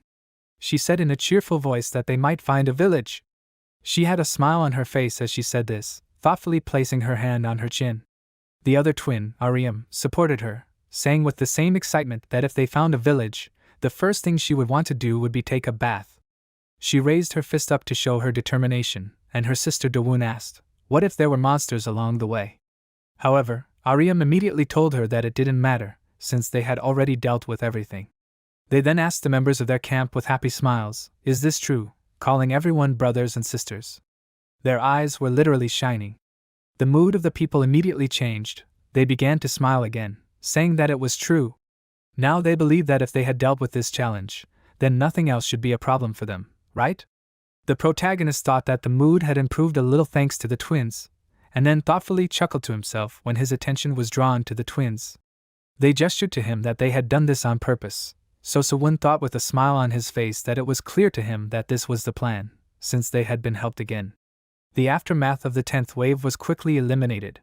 Monster corpses, destroyed barricades, and many broken weapons were scattered everywhere. The people who were used to living there moved in harmony. The cook cut the meat from the captured monsters using the knife they made, and then handed the skins to Go Chang-suk. There was a lot of work considering the number of monsters captured, but thanks to the coordinated work, everything was completed quickly. After receiving the cut skins, he headed to make new items to maintain life in the camp. The protagonist recalled that before the regression, there were not many survivors. He looked around the camp with an appraising glance, reasoning that the atmosphere was worse then, so they left the camp unplanned. Suddenly, his gaze was drawn to the twins Ariam and Dawoon chatting with each other. He looked at them in surprise. While the other people with happy faces were about to leave this place, they were chatting with each other anxiously about something. Sewoon knew that they might have acted bravely in front of everyone, but they did not want to leave the barricade they had built themselves. There was anxiety on their faces. They did not know what to do, because there was a dangerous, unknown future ahead. He approached them from behind, and then cleared his throat, attracting their attention. The twins turned their gaze to Sewoon, and their faces immediately lit up with smiles. They happily said that the blood wolf had come to them. The protagonist cursed this nickname again in his mind, putting his hand on his face in irritation. His anger about this was about to reach its peak, because such a title was not just a nickname. Jeong Sewoon recalled that in this reality, when a player's achievements reach a certain point, the system recognizes him as part of the legend. This is what a real title was. Thanks to this, the title directly affects the player's path. It becomes like the direction of the tracks in his history.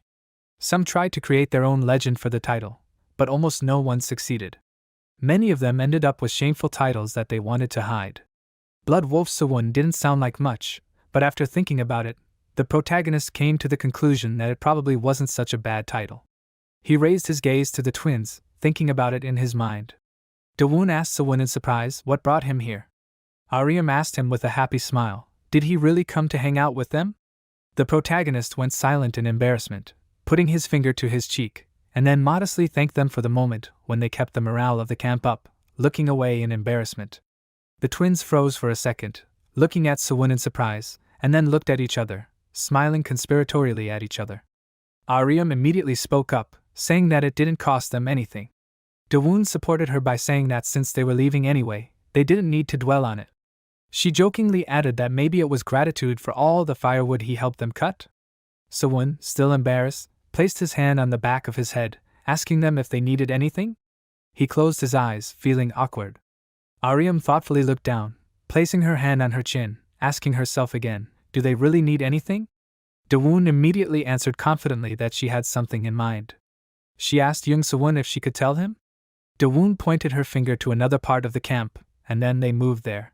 When they were there, she pointed to the animal skin bags that were lying on the ground. The protagonist asked in confusion, asking them to wait, were these really for putting corpses in? Dawoon asked him back in an offended tone, then shouted that these were sleeping bags that were made from monster skins. Sewoon wondered in his mind, were these really where the campers were sleeping? He didn't know, since he kept his distance from the others the whole time. After all, if you move too fast, it becomes difficult to remain objective. After examining the bags, he turned to the twins, folding his arms across his chest, asking them why they showed him this. Ariam told him that this wasn't all, since they needed to carry equipment, emergency rations, and more. There were indeed many things lying around that the campers needed to take with them. Ariam said that she thought they could make a cart, but even so, they wouldn't be able to carry all of this. After all, if they all push it, it will only slow them down.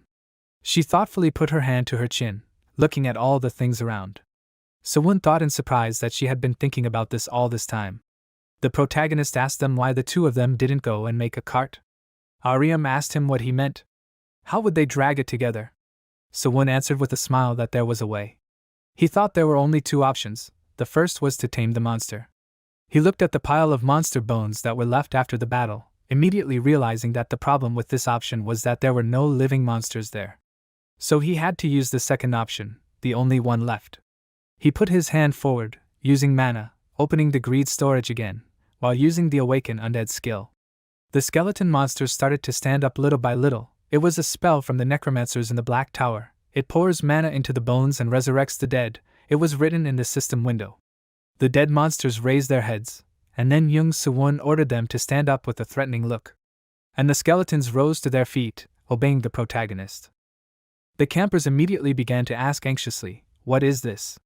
One of them pointed a finger at the revived monsters, asking Sewoon, did he really do this? The eyes of the skeleton monsters lit up, and then one of them bowed to Sewoon in respect. The protagonist turned to the man and told him that it was safe, so he did not need to worry. The man asked him in surprise, is this true?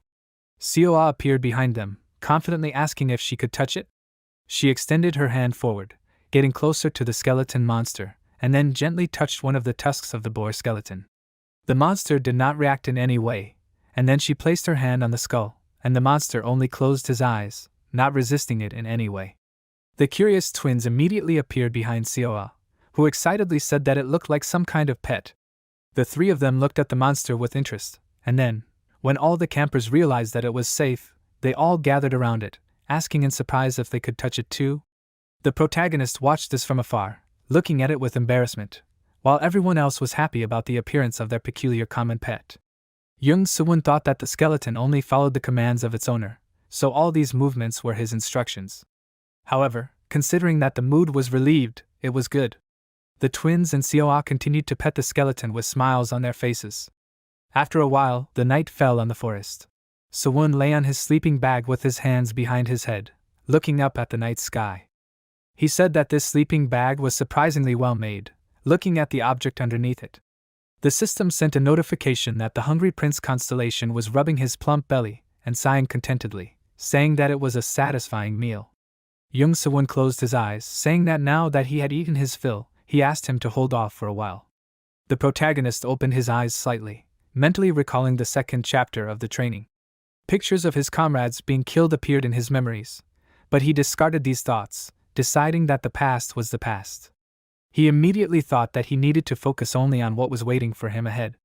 Sewoon turned on his side, closing his eyes with concern. He gradually began to fall asleep, thinking that if he missed this chance, he would not be able to return. However, his rest was interrupted by a strange sensation. He opened his eyes and saw a bird feather slowly falling on him. The system window immediately informed him that the constellation of the bowed crow was lowering its beak and pointing at him. The silhouette of the constellation of the bowed crow appeared in front of him, and Sewoon immediately stood up, asking what was this? A system window appeared next to his sword, where it was written that the constellation of the bowed crow was pointing at his sword, calling for it with greed. The protagonist again wondered in his mind, what was this? The system window changed. Now it said that the constellation of the bowed crow loudly declared that he must sacrifice the sword to it.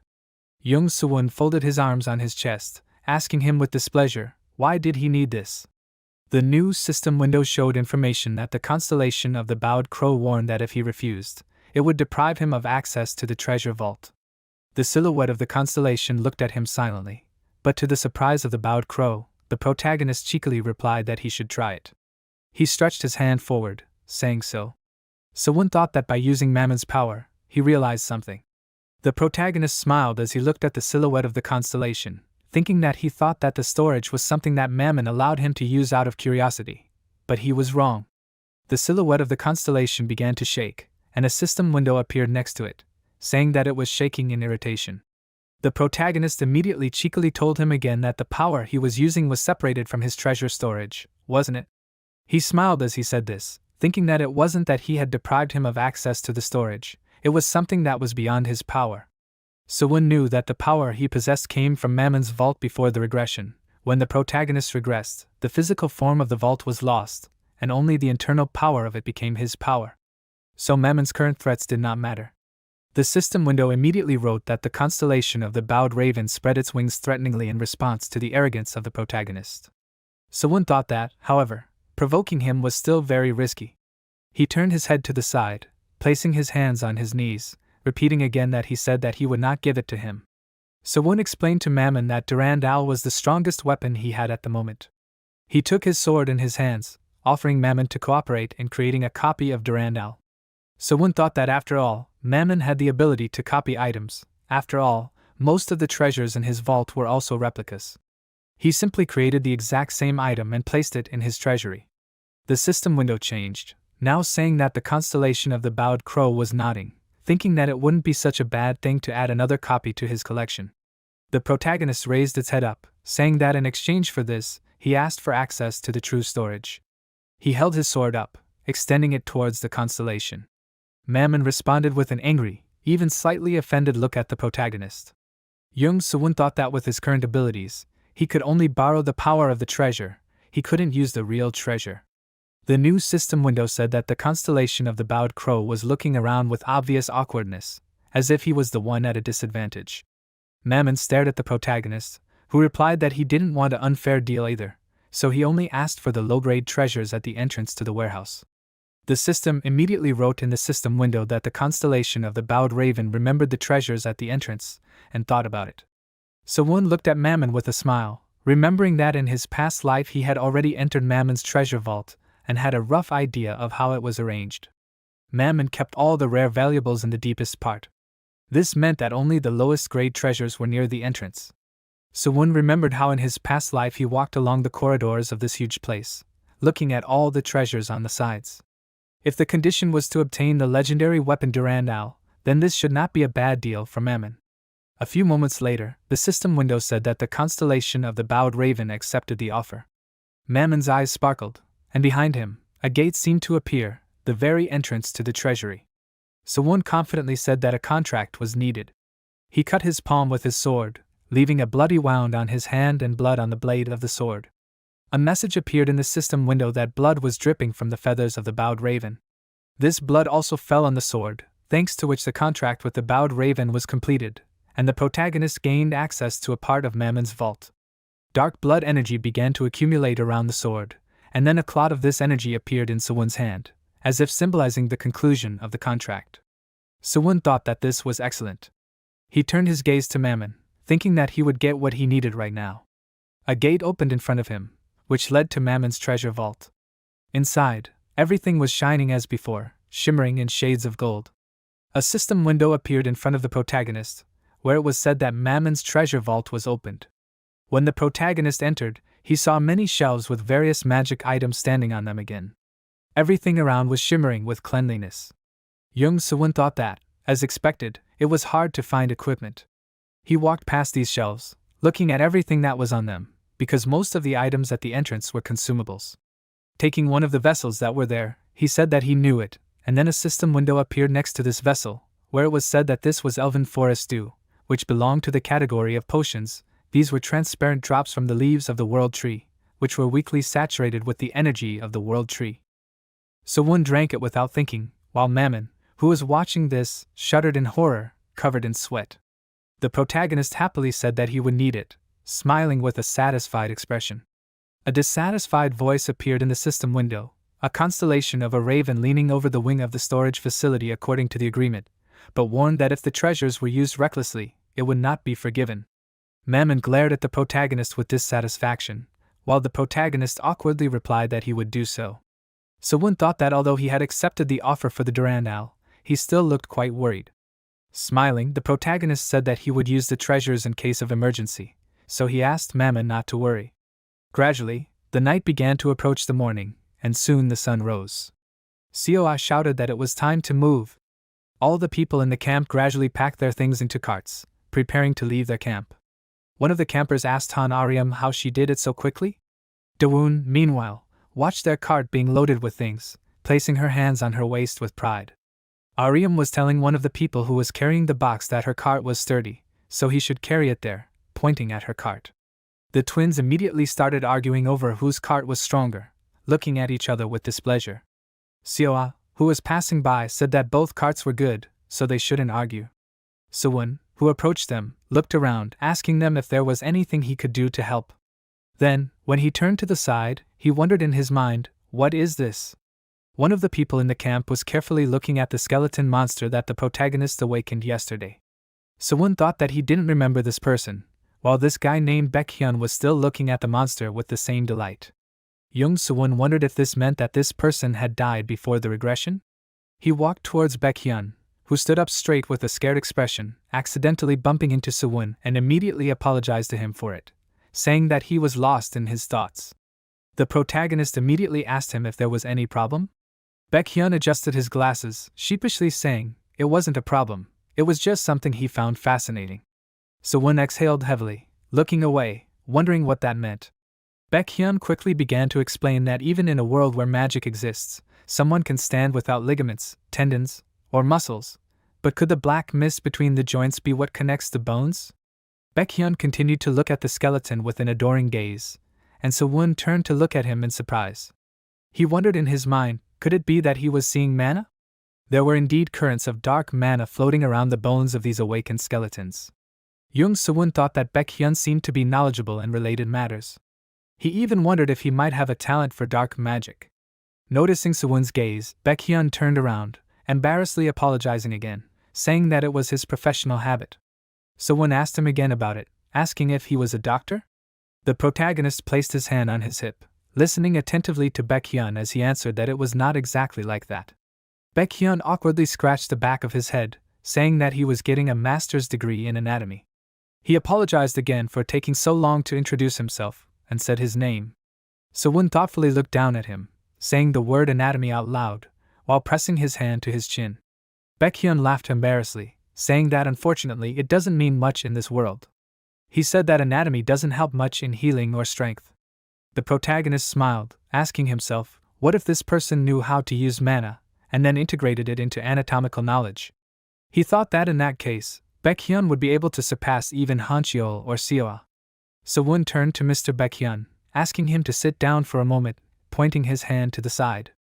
Baekhyun immediately hesitated, saying that he needed to help the others. However, Sewoon interrupted him, saying that it would not be for long, taking out a boar-tusk dagger from his sheath. As Baekhyun sat down on the ground, the protagonist began to draw a magic circle around him. Baekhyun asked in surprise, what was it? The ground around him began to glow slightly, and a magic circle appeared on it. The protagonist opened the greed storage again, which was immediately notified by the system. He took out a black magic stone from there, a dark gem that is used by the magicians of the Black Tower as a magic medium. This magic item immediately appeared in Jeong Sewoon's hand, and he threw it into the magic circle next to Baekhyun with a serious face. The stone immediately began to emit dark energy, and Baekhyun, seeing it, asked in surprise, could this be the same fog that was inside the skeleton? Sewoon placed his hands on Baekhyun's shoulders. He told him that it would hurt a little, so he had better grit his teeth and endure it. His face was serious, so Baekhyun looked at him in fear. Sewoon closed his eyes and concentrated, remembering that in the training methods of the Black Tower, there was not only the creation of one's own circle, but also a method of forcibly creating another person's circle. The next moment, Baekhyun's body seemed to be pierced by an electric shock. The protagonist began to pass streams of magical energy through him. Baekhyun cried out in pain, feeling a strange change inside himself. Sewoon told him that he had better keep his mouth shut now, otherwise his heart might burst. His tone was so serious that Baekhyun believed him unquestioningly, gritting his teeth. Mana continued to flow through his body, gradually starting to accumulate inside. Baekhyun squeezed his eyes shut, trying to endure this overwhelming pain. At this moment, Jeong Sewoon thought that his quick reaction showed that he definitely had a talent for this. He silently watched Baekhyun, continuing this unpleasant procedure. Magical energy accumulated inside Baekhyun's chest, enveloping his heart. He straightened up abruptly, screaming in pain again. The protagonist thought that it must be like his heart was being squeezed. Baekhyun's heart continued to beat wildly, enveloped in this unusual energy. Sewoon thought that anyone with a weak will would have already passed out. A magic circle burst out from Baekhyun's chest after a while. This meant that the release of mana had been successfully completed.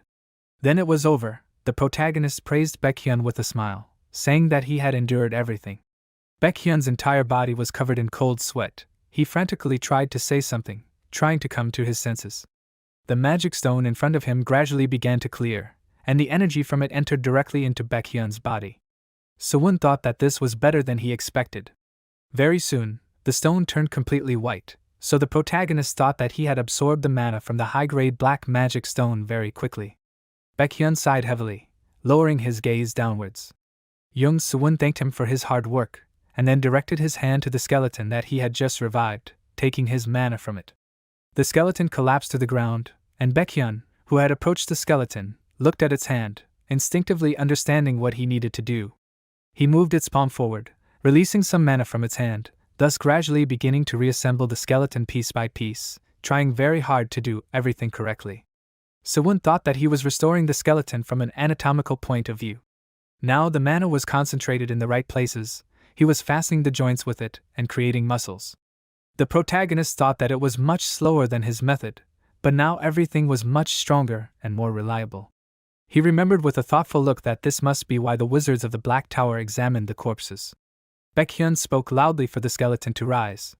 And the skeleton gradually rose, directing its gaze to its new owner.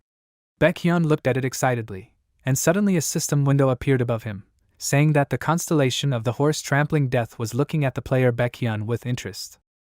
The silhouette of this god appeared right behind Baekhyun, who was surprised by this system window alone.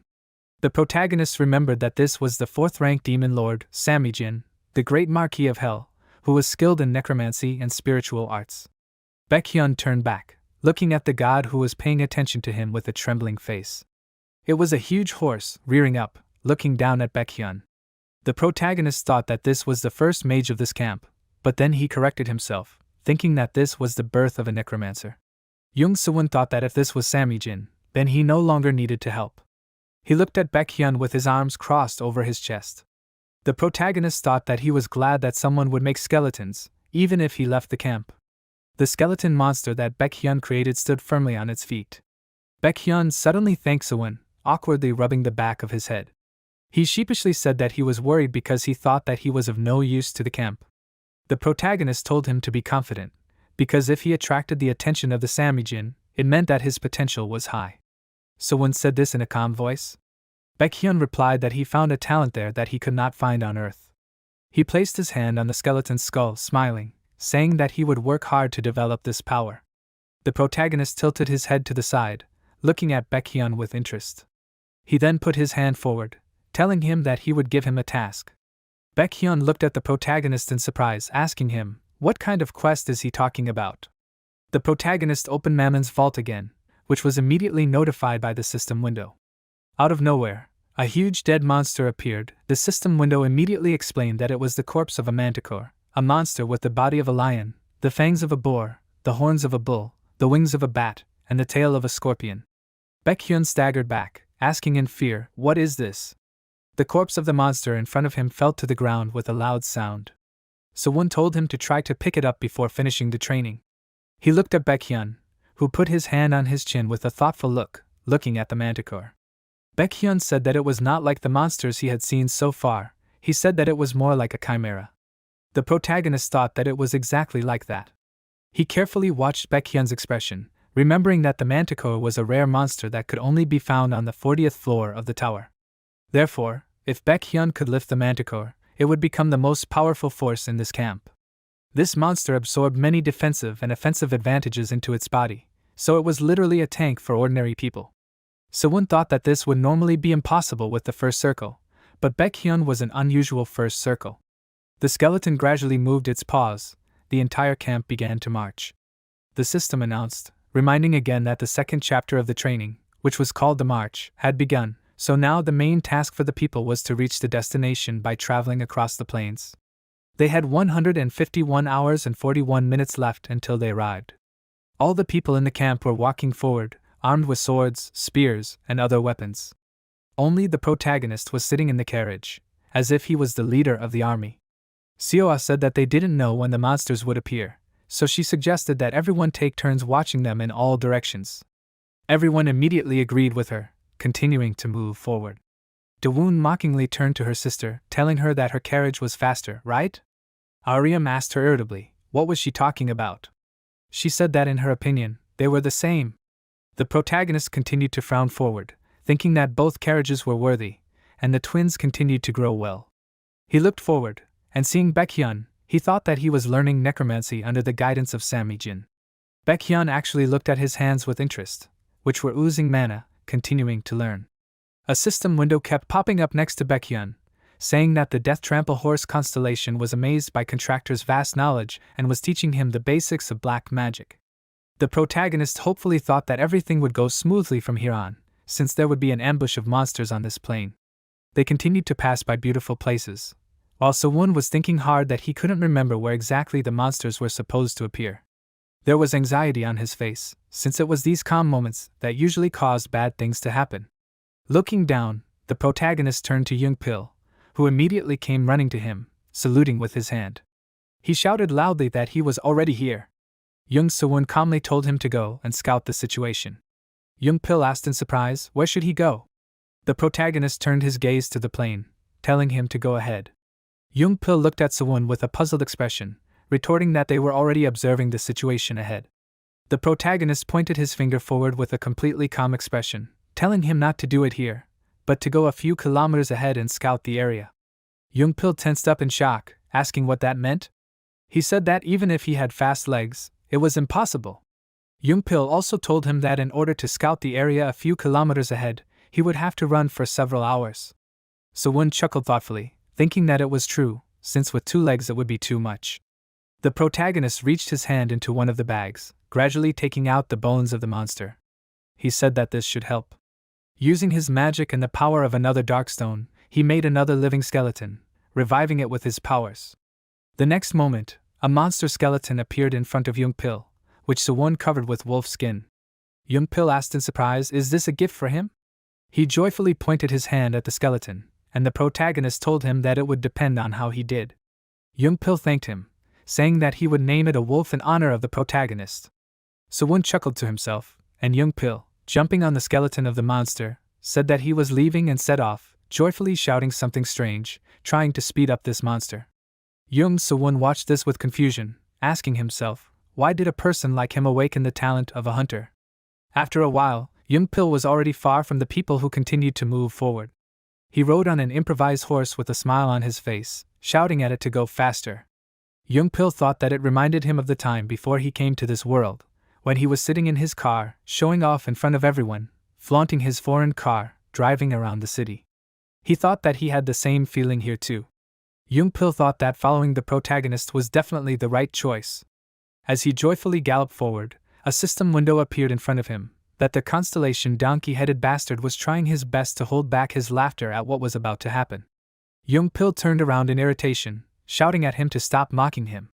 He asked with displeasure, is he mocking him again? But the next moment, a wooden dart flew right under his nose. The silhouette of God appeared above him, watching this with a smile. Young-pil asked in surprise, what is this? And the next moment, hundreds of wooden darts flew towards him again. Seeing this, Young-pil screamed in fear, using the skill Hasty Escape, which was reported in the system window. He lifted the skin he was sitting on, hiding from the sharp darts flying at him. Cursing loudly, he asked, what's going on? Young-pil wondered in confusion who these weirdos were. Right in front of him and his faithful horse there was a whole crowd of green goblins who were ready to rush into attack at any moment. There were a lot of these creatures, and they were all hostile. As soon as Young-pil saw this, he screamed loudly, starting to run back with tears in his eyes, using the skill Very Hasty Escape, running away from the crowd of goblins. The system window immediately wrote that the constellation donkey-headed scoundrel was laughing loudly, rolling on the ground and holding his stomach. The goblins did not stand still and rushed after Young-pil, continuing to shoot wooden darts at him. Young-pil, however, continued to run away with loud cries for help, thinking that if he could reach the protagonist, he would take care of it. So, gritting his teeth, he began to gallop even faster. Shouting that he could already see people approaching him, he loudly called out to the protagonist. Sewoon shouted something unintelligible to him, placing his hand on his hip. Young-pil exclaimed in surprise, asking him what he said. He continued to run faster and faster, approaching the people. Only from the protagonist's lips could he read that he told him to duck. Young-pil looked at him in confusion, trying to understand what this meant, but then, when he saw a huge cloud of fire energy in his hand, he realized with horror what it meant. Young-pil screamed in fear. Did he really think that this would really help him? He continued to run forward with tears in his eyes, while an entire army of goblins was running behind him. But just like the goblins, the same magic that the protagonist released from his hand was rapidly approaching him. The next moment, this fire reached the opponents, hitting the target. The goblins scattered in different directions like toasted popcorn, screaming loudly. The protagonist smugly said that there was nothing better to fight against numerous enemies. He shook his hands, smiling. Seoa worriedly turned around to look at the people, shouting for everyone to hide behind the carts. Hanchio raised his head up in surprise, shouting that they were being attacked from above. Indeed, hundreds of wooden darts were falling from the sky, flying straight at the unsuspecting people. Seoa shouted again for everyone to hide behind the cart. The twins did as they were told, sitting down next to the cart on the ground. Ariam covered her head with her hands, and Dawoon looked around with concern. The protagonist turned to Seoa and Hanchio, telling them to follow him. Seoa agreed, frowning her brows, and began to move after Sewoon, and Hancheol only briefly replied that he understood, looking at him.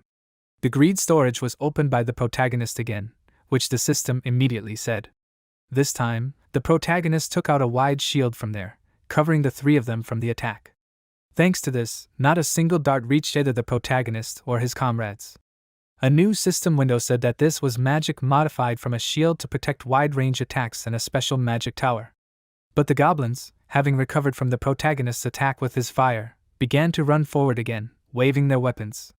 The system said that following the principles of the Black Tower, the power of chain lightning was strengthened. Mana discharges began to appear around the protagonist and Seoa, as if they were electric discharges. The system said that player Hancheol was using the open war skill, and Seoa, with her arms crossed, was using the tarantula right leg skill. The three of them began to rapidly attack the goblins, breaking their ranks at a rapid pace. Every now and then, blows rained down on their enemies. Chaos reigned everywhere, and the magical blows were illuminated due to the oversaturation of mana. The remaining people who were watching this exclaimed in surprise, holding weapons in their hands. One of them said to the other that they did not have time to be surprised, because they needed to help them. The second guy agreed, smiling, saying that they could not just leave everything to them.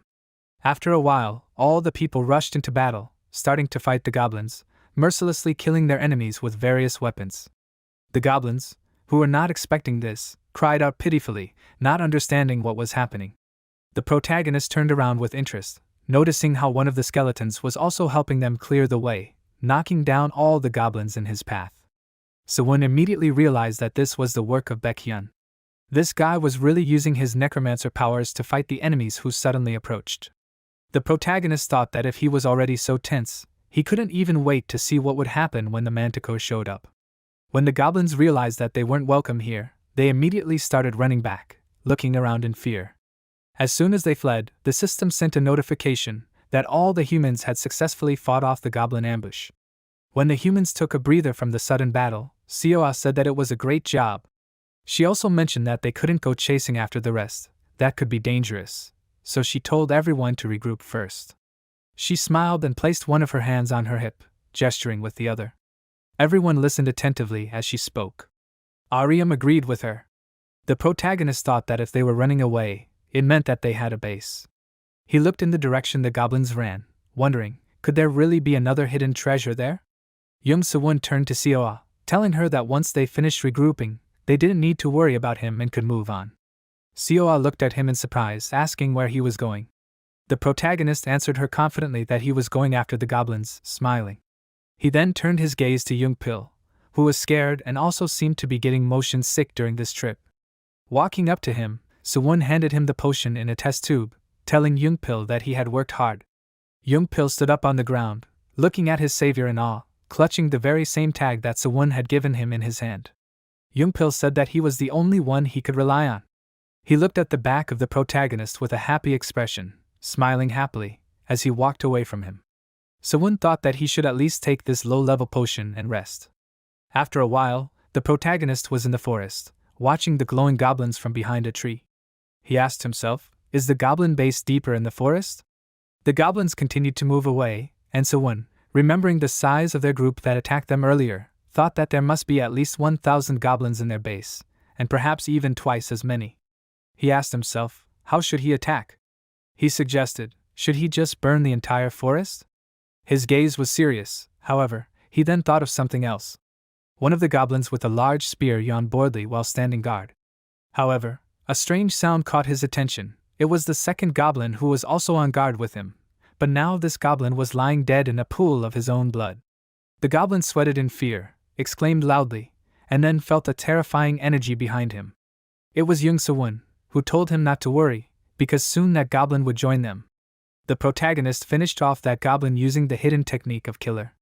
Sewoon then dispelled that technique, and the system window wrote that it was an invisibility technique that was once used by the legendary Killer, who struck fear into the hearts of the nobles of the continent.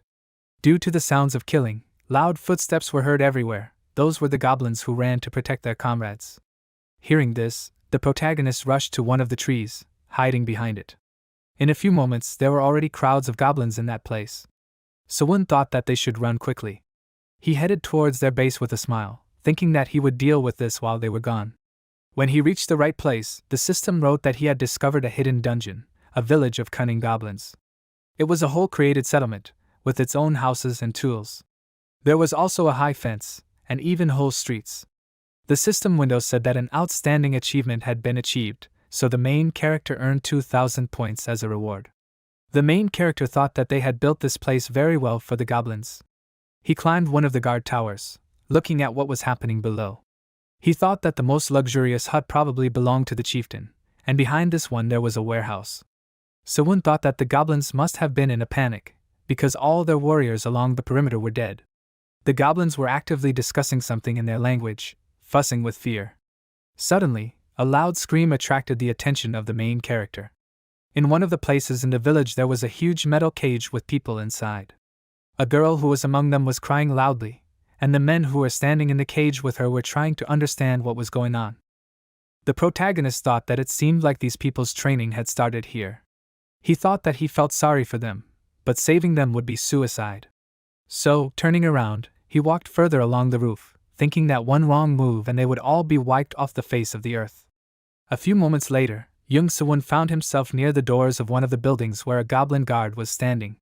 He peered around the corner, assessing the situation, and then with one sharp movement, scaring the goblin, quickly dropped it using his dagger made of a boar tusk. Immediately, from behind his back, the voracious jaws of the hungry prince constellation appeared, which ate the goblin guard. However, the constellation muttered discontentedly through the system window that there was not enough taste or quantity. Sewoon mentally asked him to wait a little longer, because it was perfect for erasing evidence. Having finished eliminating the guard, the protagonist looked inside cautiously, and then his eyes widened in delight. It was a whole warehouse with goblin weapons, where there were armor and shields, and other types of weapons. Sewoon said admiringly that there were quite decent weapons there. He walked between the rows of this, examining it with interest and a smile on his face. But the system window reflected discontent, because the hungry prince constellation was very disappointed that he did not find food. The protagonist collected mana in his hand and opened the storage of greed again, and then said that for now he needed to take everything from there. A smile was on his face. This time he took out a pouch of space from the storage. This pouch was made in the Tower of Colorless Magic, which could hold as much as a small warehouse. Sewoon thought that it was not that easy to obtain a weapon of this quality in training. He began to put all the weapons that he saw into this pouch one by one. The protagonist thought that it was almost like a smaller version of Mammon's storage. This pouch was larger than he expected. The system window also reflected the displeasure of the constellation of bowed crows, because he was insulted in the comparison of this meager pouch with his storage. The protagonist sighed heavily, immediately correcting himself in his thoughts that it was a poorer version. Sewoon then noticed an open chest, asking himself, "What is this?" Inside this chest were beautiful shining stones in the shape of a sphere. He said in surprise, "Are these mana stones?" Sewoon said that it was great. He took one of these stones in his hand, examining it more closely. The protagonist thought that he had come up with a great way to deal with the goblins. He smiled slyly, continuing to hold this beautiful stone in his hands. Kokonkak, sharply swinging his club, hit the floor in front of the goblins, and the monsters, screaming in horror and surprise, sweated, looking warily at the club. Kokonkak, frowning irritably, asked if his ward had not yet found the offenders. He was the leader of the goblins, and swinging his club again, called his subordinates useless creatures. This time he did not miss, and his weapon, hitting one of the goblins, knocked the monster off his feet. However, despite what had happened, the goblins did not resist, and Kokonkak, pointing his club towards the exit, ordered them to go and immediately find the person he was talking about. The monsters, without saying anything, simply ran towards the door, immediately following the order, and Kokonkak added that he was hungry, so he ordered them to bring him the youngest person they could find. When the goblins left, he threw his club back on his shoulder and called them idiots, confident that their level was simply unacceptable. Still frowning, he sighed in annoyance, and Sewoon, who appeared behind him, agreed with what Kokonkak said. The goblin, hearing his words, asked if it was true that this was really so. He noted that this was expected of him, but suddenly fell silent, realizing that someone else had appeared in the empty room besides him. His face immediately became covered in sweat from the strain, and Kokonkak, looking slightly to the side, asked fearfully, what did this mean? The protagonist, frowning in concentration, swung his sword, and Kokonkak jumped aside at the last moment, avoiding the blow.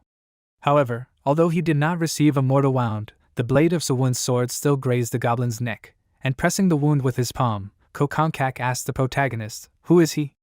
Sewoon, preparing his dagger for the next blow, announced that he did not have time for what you explain. However, Kokonkak was not going to give up, intending to find out who the protagonist was, and noticing that he appeared here without any signs, he asked how he got here. Ignoring his questions, Sewoon asked if Kokonkak was a famous monster? Such a question was due to the fact that he noticed that his reflexes were very fast, and without answering, Kokonkak, continuing to press on the wound to stop the bleeding, looked at the protagonist with a worried look, slightly narrowing his eyes, and realized that he was dangerous, since he almost cut his throat without hesitation. Sharply turning to the side, he called out to his guards and, cursing, ordered them to come here quickly. Seeing Kokonkak's despair, Sewoon smiled, warning that it was all useless, since it was already too late. He extended his hand slightly forward and snapped his fingers, still grinning, and noticing his calm, the goblin chieftain nervously asked what all this meant. Suddenly, a huge explosion was heard, sending debris, fire, and dust flying into the air. This explosion destroyed the houses in the settlement, and hearing the roar and noticing the light emanating from the fire, Kokonkak ran to the window of the house he was in, and looking outside, he screamed in horror, noticing what exactly was happening to his village. Sewoon, meanwhile, thought about the mana stones, imagining a core surrounded by magic circles, and noted that it was literally or imbued with mana. These stones could be used in many ways, but one of the most powerful was to enchant these stones with explosion magic, which would turn the mana stone into a bomb and explode all the mana accumulated inside. Even the smallest stones could blow up an entire house, and Sewoon, raising a finger, smugly announced that he had placed such stones all over the village. Clenching his jaws, Kokonkak, addressing Sewoon, sharply turned towards him, asking how dare he do this. Swinging his club, he jumped up to attack the protagonist, but he, jumping to the side, avoided this blow, and before Kokonkak could complete his maneuver, he, abruptly changing his position, took advantage of the fact that the goblin chieftain would not be able to block his blow, and clenching his jaws, pierced Kokonkak's body with his dagger. The goblin chieftain fell to the ground. Sewoon looked down on him, and the system announced that he had defeated the famous monster, the cunning house goblin Kokonkak. The personal merit points increased by 800 points thanks to this, and since the protagonist had defeated the famous monster, his personal merit points increased by another 4,000. In addition, he received the Kokonkak spiked bat, and after evaluating the item he received, Sewoon said with a little disdain that this weapon was more flimsy than he thought. However, he smiled faintly, remembering that the rules required defeating 1,000 goblins at the main gate of the dungeon, which meant that the famous monster might be weaker. The system, after analyzing the burning village, added that the protagonist had successfully completed the hidden dungeon called the Village of Cunning Goblins. Paying special attention to the word flawless, Sewoon was surprised, as he had never encountered such an adverb. The system announced that an outstanding achievement had been made, and as a reward, the amount of personal merit points would be increased by 20,000. In addition, the Hungry Prince constellation began to look at the protagonist with bright, sparkling eyes, and reproducing in his mind the image of Beelzebub, whose mouth was drooling in anticipation. Sewoon, with water in front, smiled a little nervously and apologized to Beelzebub for making him wait. With the magic of gluttony, he ate the cunning domestic goblin Kokonkak, and when the energy monster created by the protagonist began to cell the goblin's body, the system said that absorbing nutrients increases agility by 5 and intelligence by 10. In addition, a small amount of internal energy and mana was absorbed into the dantian and circle, and after learning about this, Sewoon thought about it, asking himself, is it really possible to absorb mana with the power of gluttony? When the last parts of Kokonkak disappeared, having been absorbed, the energy monster stopped, sticking out its tongue from its mouth, and the system said that the constellation Hungry Prince was looking at a well-cooked huge dish, still wanting more. Sewoon, slightly squinting his eyes in displeasure, mentally repeated the phrase about a well-cooked huge dish, realizing that Beelzebub was referring to the entire village. He announced with a slight irritation that there were more than 1,000 goblins, and if he used the power of gluttony on each of the monsters, it would never end. The energy monster froze, and the system announced that the constellation Hungry Prince increased the power of gluttony by 1 level. Sewoon was amazed, frowning slightly, and even opened his mouth in bewilderment, and the energy monster began to change, and the number of fangs increased many times over. Now the power of gluttony allowed him to absorb many corpses at once, and if Sewoon ate a certain number of corpses at once, then additional nutrient absorption would occur. Paying special attention to the fact that he would additionally absorb nutrients, the protagonist smiled, thinking that this was perfect. Delighted, he stretched out his hand forward, asking Beelzebub to eat to his heart's content, and activated the power of gluttony, directing it towards the village with dead goblins. With his power, he ate the entire village of cunning goblins, and the fangs of gluttony began to descend on the houses. The monster had grown enormous in size, and was able to swallow the entire village in one go. Looking at the scale of the skill that had gained a new level, Sewoon frowned, raised his head in shock, and thought that he had forgotten about such power because he usually treated Beelzebub like a hungry child throwing a tantrum. However, now he chuckled a little nervously, realizing that the demon was actually a demon. Finally, the system announced that he had eaten 2,101 goblins within reach, and the absorption of a huge amount of nutrients increased all stats by 10. In addition, the skill absorbed a large amount of internal energy and mana, which began to flow into the body of the still shocked Sewoon in numerous streams. From the amount of energy obtained through the skill, the protagonist successfully created the third mana circle using the Black Tower's training methods.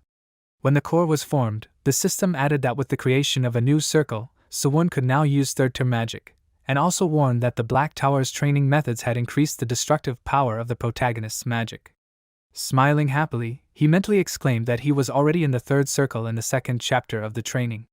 As he stood there smiling, surrounded by magical energy, the system announced that he had set a new tower record, and since he had accomplished an incredibly impressive feat, he received an increase of 100,000 points as a reward. Seeing this information, Sewoon froze, his mouth slightly open in shock, and mentally repeated the number of points he had received. Now, numerous constellations related to magic were interested in him, but the constellation of the Bowed Crow had severed ties with the lower-tier constellations. However, there was still the constellation Day 5, who looked at Sewoon with a beautiful smile. Freya, slightly bowed, watched Sewoon, and he, amazed even more, remembered that Day 5 is the goddess of love and beauty, Freya. He was especially surprised that he had already received the attention of the highest constellation, since he knew that constellations of this level usually only appeared at the end of training. Freya, continuing to smile, slightly closed her eyes, and the protagonist thought that gods of this level only showed attention to a few highly skilled players. However, he also remembered that he already had two demons, recreating the images of Beelzebub and Mammon in his mind. This made him frown worriedly, and he expressed his hope that he did not offend the goddess Freya. The system announced that the constellation of the Bowed Raven warned that it would not tolerate anyone who showed interest in its domain. He turned to the goddess Freya with a menacing frown, but despite the creepy look she remained calm, and the system said that the constellation had ignored the interference of the other constellations for the 5th day with a mysterious smile. Because of this, the feathers of the constellation of the Bowed Raven fluttered, and Sewoon, now more calmly observing Freya, noticed that she did not seem too worried, but noticed that one of the opposing parties seemed upset. However, in the end he decided that it did not matter, realizing that in order to prevent the coming war of demons, he needed to befriend the divine beings as well. He imagined a demon and a deity fighting each other, but was distracted from his thoughts, as the humans approached, finally noticing him. They were curious about how he managed to do all this, but without waiting for an answer to this question, the men and women were distracted, starting to thank Sewoon. One of the men admitted that he had already thought about dying, and Li Yunhai, squeezing her eyes shut, began to wipe away the tears from her eyes and promised that she would never forget the kindness of the protagonist. He, smiling a little nervously, agreed with this, and asked himself if he should take these people with him. Although he accidentally saved them, he did not feel responsible, and so he pressed his lips tighter, thinking. A man came closer to him, frowning, looking at him intently, and finally announced that he knew what Sewoon was thinking. He announced that they were not going to delay him, calling the protagonist their benefactor. He promised that they would reach their destination on their own, and Sewoon, looking closely at the men, realized that he was the leader, and remained silent for a while, observing not only the man, but also the rest of the people standing behind him with seriousness. He noticed that the leader looked like a reliable person, and besides that, he could see the people's trust in him. Crossing his arms over his chest, he assumed that these were the ones who had survived the first chapter of the training, and although he had no intention of protecting them, he seriously warned that if they followed him, they would have to be more determined than ever. He frowned slightly to increase the impact of his words, and the leader of these people smiled happily upon hearing these words. He thanked him sincerely, and Sewoon, without reacting to the thanks, urged them to go faster, since they had to go without stopping for half a day. While the protagonist was dealing with the goblins, the carriages continued to roll forward. One of these runners was pulled by Hancheol, who continued to push it with a serious face. Seoa worriedly asked him if everything was okay. She told him that if it was hard for him, he could take a break, or they could push it together. Hancheol continued to look only forward, refusing to be helped, since this was training, so everything was okay. The system window next to him said that the constellation of an old man riding a crocodile was teaching his contractor to step with more strength. Hancheol's steps left deep marks in the ground, so heavy was his burden. Seoa asked him with interest, did he think Jeong Sewoon could handle it? She smiled, but Hancheol's face remained serious. He told her that the protagonist was not weak, and that he would come back much stronger. Seoa asked him in surprise, could he really become stronger? She said that she couldn't even imagine it. She suddenly stopped talking, noticing how exactly Young-pil was moving towards her on his monster skeleton. His face was pale and beads of sweat were running down his skin. Seoa asked him in surprise, why did he look so urgent? As soon as he got off his horse, he fell on all fours and vomited heavily onto the grass. Seoa ran up to him and called his name loudly, looking at this with concern. Hanyeol, seeing this, asked everyone to wait a bit, because she needed to see. She anxiously walked towards Young-pil, placing one of her hands on her chest. Putting her hand on Young-pil's neck, she used her healing ability, then said that it was poison. Her face was serious and puzzled. Seoa exclaimed in surprise, could it be poison? She wondered, could it be the goblins again? Hanyeol, who was sitting next to Young-pil, denied it, saying that she couldn't see any external injuries, so it was possible that it was inhaled. After a while, her eyes widened, and she mentioned the smell she could smell in the surrounding area. Hanyeol told everyone to quickly wet a cloth and cover their nose and mouth. She turned around to face the people, shouting loudly that there was poison in the air. One of their people asked in surprise, could it be that there was something in the air? Moments later, a dark fog enveloped them, and the people who fell into this strange cloud began to choke. Foam came out of their mouths, and they tried to hold their throats, falling to the ground. Everyone around them coughed, and confusion and panic began. Hanyeol loudly called out for Sir Ba. The Bloody Lion constellation replied to her through the system window, announcing that it was time to make a choice since there were too many patients. Hanyeol thought with horror that she had finally become a true healer. She covered her mouth and nose with her hand, looking at the agony of her comrades. After all, now she had to choose who would live and who would die. She hoped and thought what would happen if that person was there at such a moment. She clenched her hand into a fist, but from somewhere a system window appeared, notifying that the storage of greed had been reopened. The fog gradually began to disperse the breeze that the protagonist used, taking out this skill from this storage. Seoa and Hanyeol looked up in surprise, looking in the direction from which this wind came. It was one of the basic wind spells that were used in the Green Tower. The magic that creates a gentle breeze was used more in everyday life than in battle. Dawoon, who was sitting on the ground with her sister, looked at the fog blowing away in surprise. She removed her hands from her face, saying that it was a refreshing evening, and Aryam said that the fog was dissipating. The protagonist said that he did not expect it to spread so far. He raised his hand in front of him, controlling this gentle breeze, while the new people who had been led stood behind him. Everyone immediately shouted that their leader had finally returned.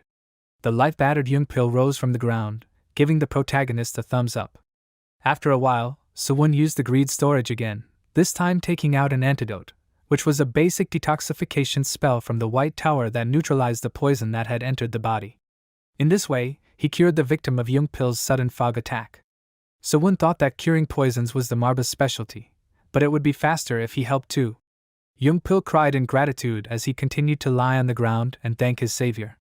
Seoa happily turned to the protagonist, saying that he had returned.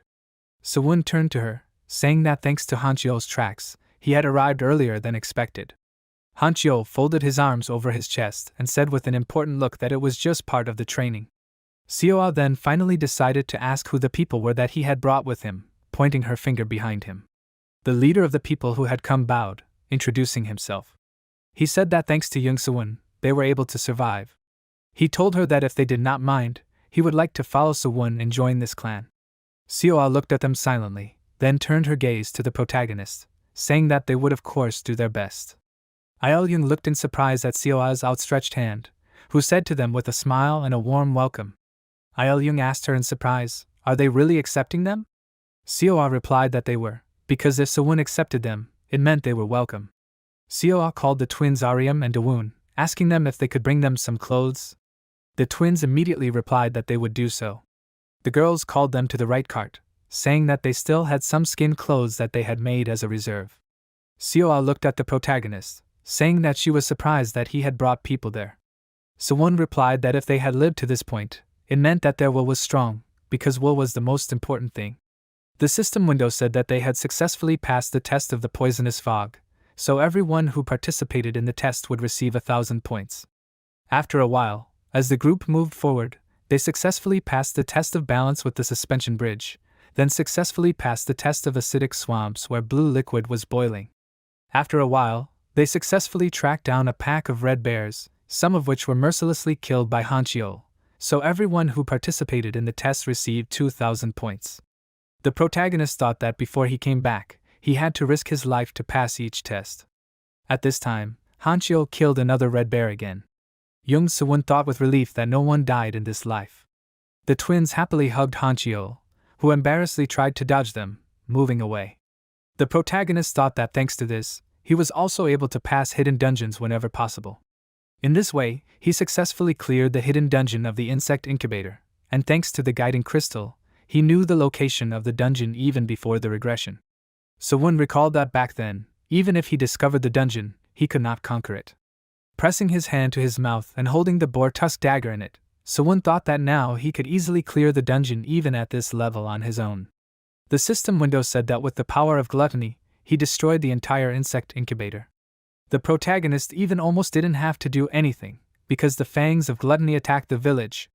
Beelzebub without much difficulty absorbed more and more nutrients from the killed victims using his huge fangs. The system window said that the constellation Hungry Prince enjoyed the taste of insect fluid, saying that the bursting texture was always fantastic. His toothy mouth smiled, and the protagonist only looked at it with confusion. Sewoon thought that at this rate, he would reach the fourth circle faster than planned. He walked out of the cave where this dungeon was located, and Young-pil came out to meet him, who happily said that Jeong Sewoon was there. Noticing him, the protagonist shuddered in surprise, asking Young-pil how he found him. Young-pil with a smile on his face told him that he was scouting and saw his tracks, so he followed him. The protagonist frowned, thinking that he didn't want to admit it, but this guy had the ability to track down. Young-pil asked Sewoon if he was going to stay somewhere else. But the protagonist refused, saying that it was time for them to go back since he had found what he was looking for. Young-pil exclaimed, saying that Sewoon was amazing, since he was so amazed every time he saw these achievements. At that time, a system window appeared above them, showing the achievements again. Sure enough, the protagonist was back in the top row, with 250,080 points in first place, 91,220 points in second place, and 51,680 points in third place.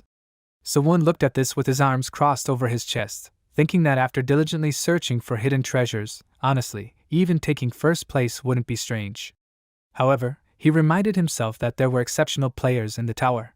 Some of them became completely different from the start. Or they received the power of a powerful constellation from the start. He remembered the girl who became like a demon, and the warrior in heavy armor, and the girl who became like elves. So it was too early to relax. Moving forward, the main characters turned to Young-pil, saying that they were going. Young-pil agreed with him with a smile on his face, offering Jeong Sewoon a ride on his white wolf. Young-pil boasted that he had become better at controlling it, so the speed was incredible. The system window appeared above them again, where the time until their arrival was changed. Now it was 116 hours 22 minutes. Sewoon thought that they would soon arrive at their destination. After some time, when the whole group passed through the forest, they successfully completed the trial of the Forest of Screams. The players sighed heavily, saying that it was finally over. One of the people asked, "What kind of monster screams all the time?" He said that he thought his eardrums would burst. Seoa praised everyone, telling them to take a break to reorganize. She then turned to Il-young, telling him that he did well. Il-young awkwardly told her that it was because everyone was paying attention. The protagonist stood by the tree and thought that everyone's expressions quickly improved. He folded his arms over his chest, thinking that it must have been due to their skills and confidence improving. Suddenly, a shadow appeared on the protagonist's face. It was Han Chiol who came up to him. He put his hand on the back of his head, saying that he wanted to ask for a sparring match. Seoa peeked out from behind his broad back, saying that she also wanted to and would come right after she finished distributing the food. Sewoon thought that the two had also changed, since their potential was so high that it was a pleasure to teach them. However, he refused this time, telling Han Chiol with a calm expression that they would do it next time. Han Chiol asked him in surprise, "Why is that?" He furrowed his brows, and Sewoon told him that he thought they were almost there. After reaching a strange place, everyone gets shocked except Sewoon. He thinks seems there's no system message mentioning our rank. Looks like we didn't come in first. There must be a party that went straight to the destination without gathering any baggage like us. It's a bit disappointing, but the merit points we earned from the hidden piece are far more valuable. We should be satisfied with this. After that, suddenly the notification comes on the screen. Since the arrival time was shortened, additional benefits will be granted for the remaining time. During the remaining time, you can secure your position.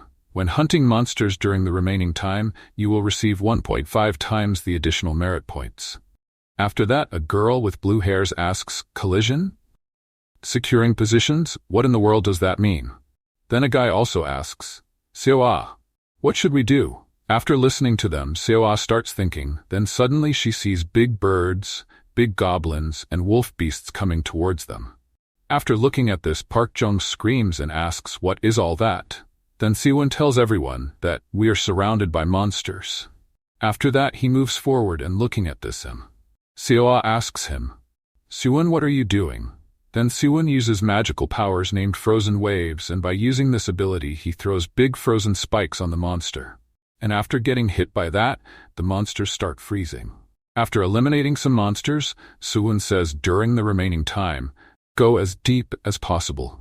Meanwhile, looking at Sewoon, Seoa thinks as expected, Sewoon is terrifyingly strong. After that, while riding on a skeleton of an animal, Park Jung tells Sewoon that, "Brother, I've gathered the monsters. The right way to hunt monsters is by gathering them up." After that, Sewoon also eliminates the goblins too. Then he thinks, are we almost done? At this pace, we should be able to get quite deep inside. Tutorial Chapter 3, Collision. The content is survival. Only half of the players who reach the destination will be able to pass the third chapter. In other words, battles between parties are inevitable. Especially near the entrance of the destination, it turns into a battlefield with many parties converging. That's why we're trying to secure a position near the core in advance. After that, a notification comes in which it's written that level up. The constellation, Hungry Prince, drools again as he spots a new delicacy. After that, a strange guy smiles and says, "Are they the ones?" Then he gets approval from the constellation goat. After that, he says, "Indeed, they're worthy of the god's attention." Then a notification comes in front of him in which it's written, "The constellation, goat that plays chaos, hopes to immediately play the melody of fear and confusion for them." After reading it, he says, "I'm not sure why you hate them so much, but if it's what the god wants, it'll be bone-chillingly fun." Meanwhile, later on the other side, Sewoon thinks 2 days of pushing through monsters, we've made it about halfway. Not just you, Sewa, but the other skills have improved significantly too. More importantly, it's almost time. After that, a notification comes in front of him, in which it's written, "You have opened the Vault of Greed, Chobolo's twin ears, a monster living in the mines, with highly developed hearing and sense of smell. It's said they can find ores by pressing their ears against the walls." Then suddenly, Park Jung again comes towards them screaming. After seeing that Park Jung is chased by lots of monsters, Sewoon thinks, what's going on? There are too many monsters, and none of them are ordinary monsters. The sound of Syrinx's melody. Why am I hearing the sound of Pan Syrinx here? Meanwhile, running from the monsters, Park Jung calls Sewoon to help him. After that, Sewoon uses his Frozen Waves ability to eliminate the monsters. Then after getting saved from the monsters, Park Jung says, "Oh my god, I almost died." Meanwhile, Sewoon thinks, where did all these monsters suddenly come from? This is the sound of Pan Syrinx. Who would have thought I'd get involved with that guy again this time? Pan, the goat who plays the melody of chaos. Before my regression, he was the first celestial being to take an interest in me, when I was desperately struggling to survive. To meet Pan's expectations, I did everything he asked, rolling and rolling, but in return I got nothing. To Pan, I was just a source of entertainment. Once he lost interest, he turned his back on me. But why now? In this life I haven't had any contact with Pan yet. Wait, could it be? After that, suddenly a notification comes in front of him in which it's written that the constellation, the bowed crow, has cut off communication with all lower-ranking constellations. After reading it, he thinks so that's what it is. It wounded his pride to be blocked by Mammon, so he's decided on revenge. After thinking all that, he rage out and uses his Frozen Waves ability again and freezes all the monsters near him. Then he thinks this won't end like this. I need to find the source and deal with it. Can the people hold out even if I fall? After that, player Han Chol rages out and uses his opening battle shock ability. Then he tells Sewoon that I'll hold the line here. After listening to him, Sewa replies, "You're not the only one here, Kang Han Chol." Then she also uses his Tarantula's second leg ability. After that, she asks Sewoon that you have something in mind, right? And tells him to hurry up and go. After that, Park Jong tells Sewoon to take his skeleton animal to go faster. Then he asks him what? After which Park Jong replies, "Oh, come on, I've always lived on 2 legs anyway, but next time, give me a signal before using magic." After listening to him, Sewoon replies all right and goes forward by riding on a skeleton animal. Meanwhile, later, after looking at more monsters, he thinks minotaurs. There are 5 of them, all as strong as named monsters. Meanwhile, after looking at Sewoon, that strange guy smiles and says, "You came early? I thought you'd play with my kids a bit longer before coming here." After looking at him, Sewoon thinks he has overused the constellation's power, and it's transformed his body. To freely control monsters of this scale, you must be wagering a considerable amount of life force.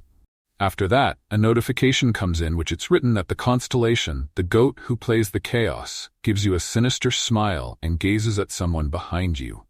Then the strange guy tells him that Heth understood. If it's what the gods desire, then as much as they wish. After that, he tells the monsters to attack him.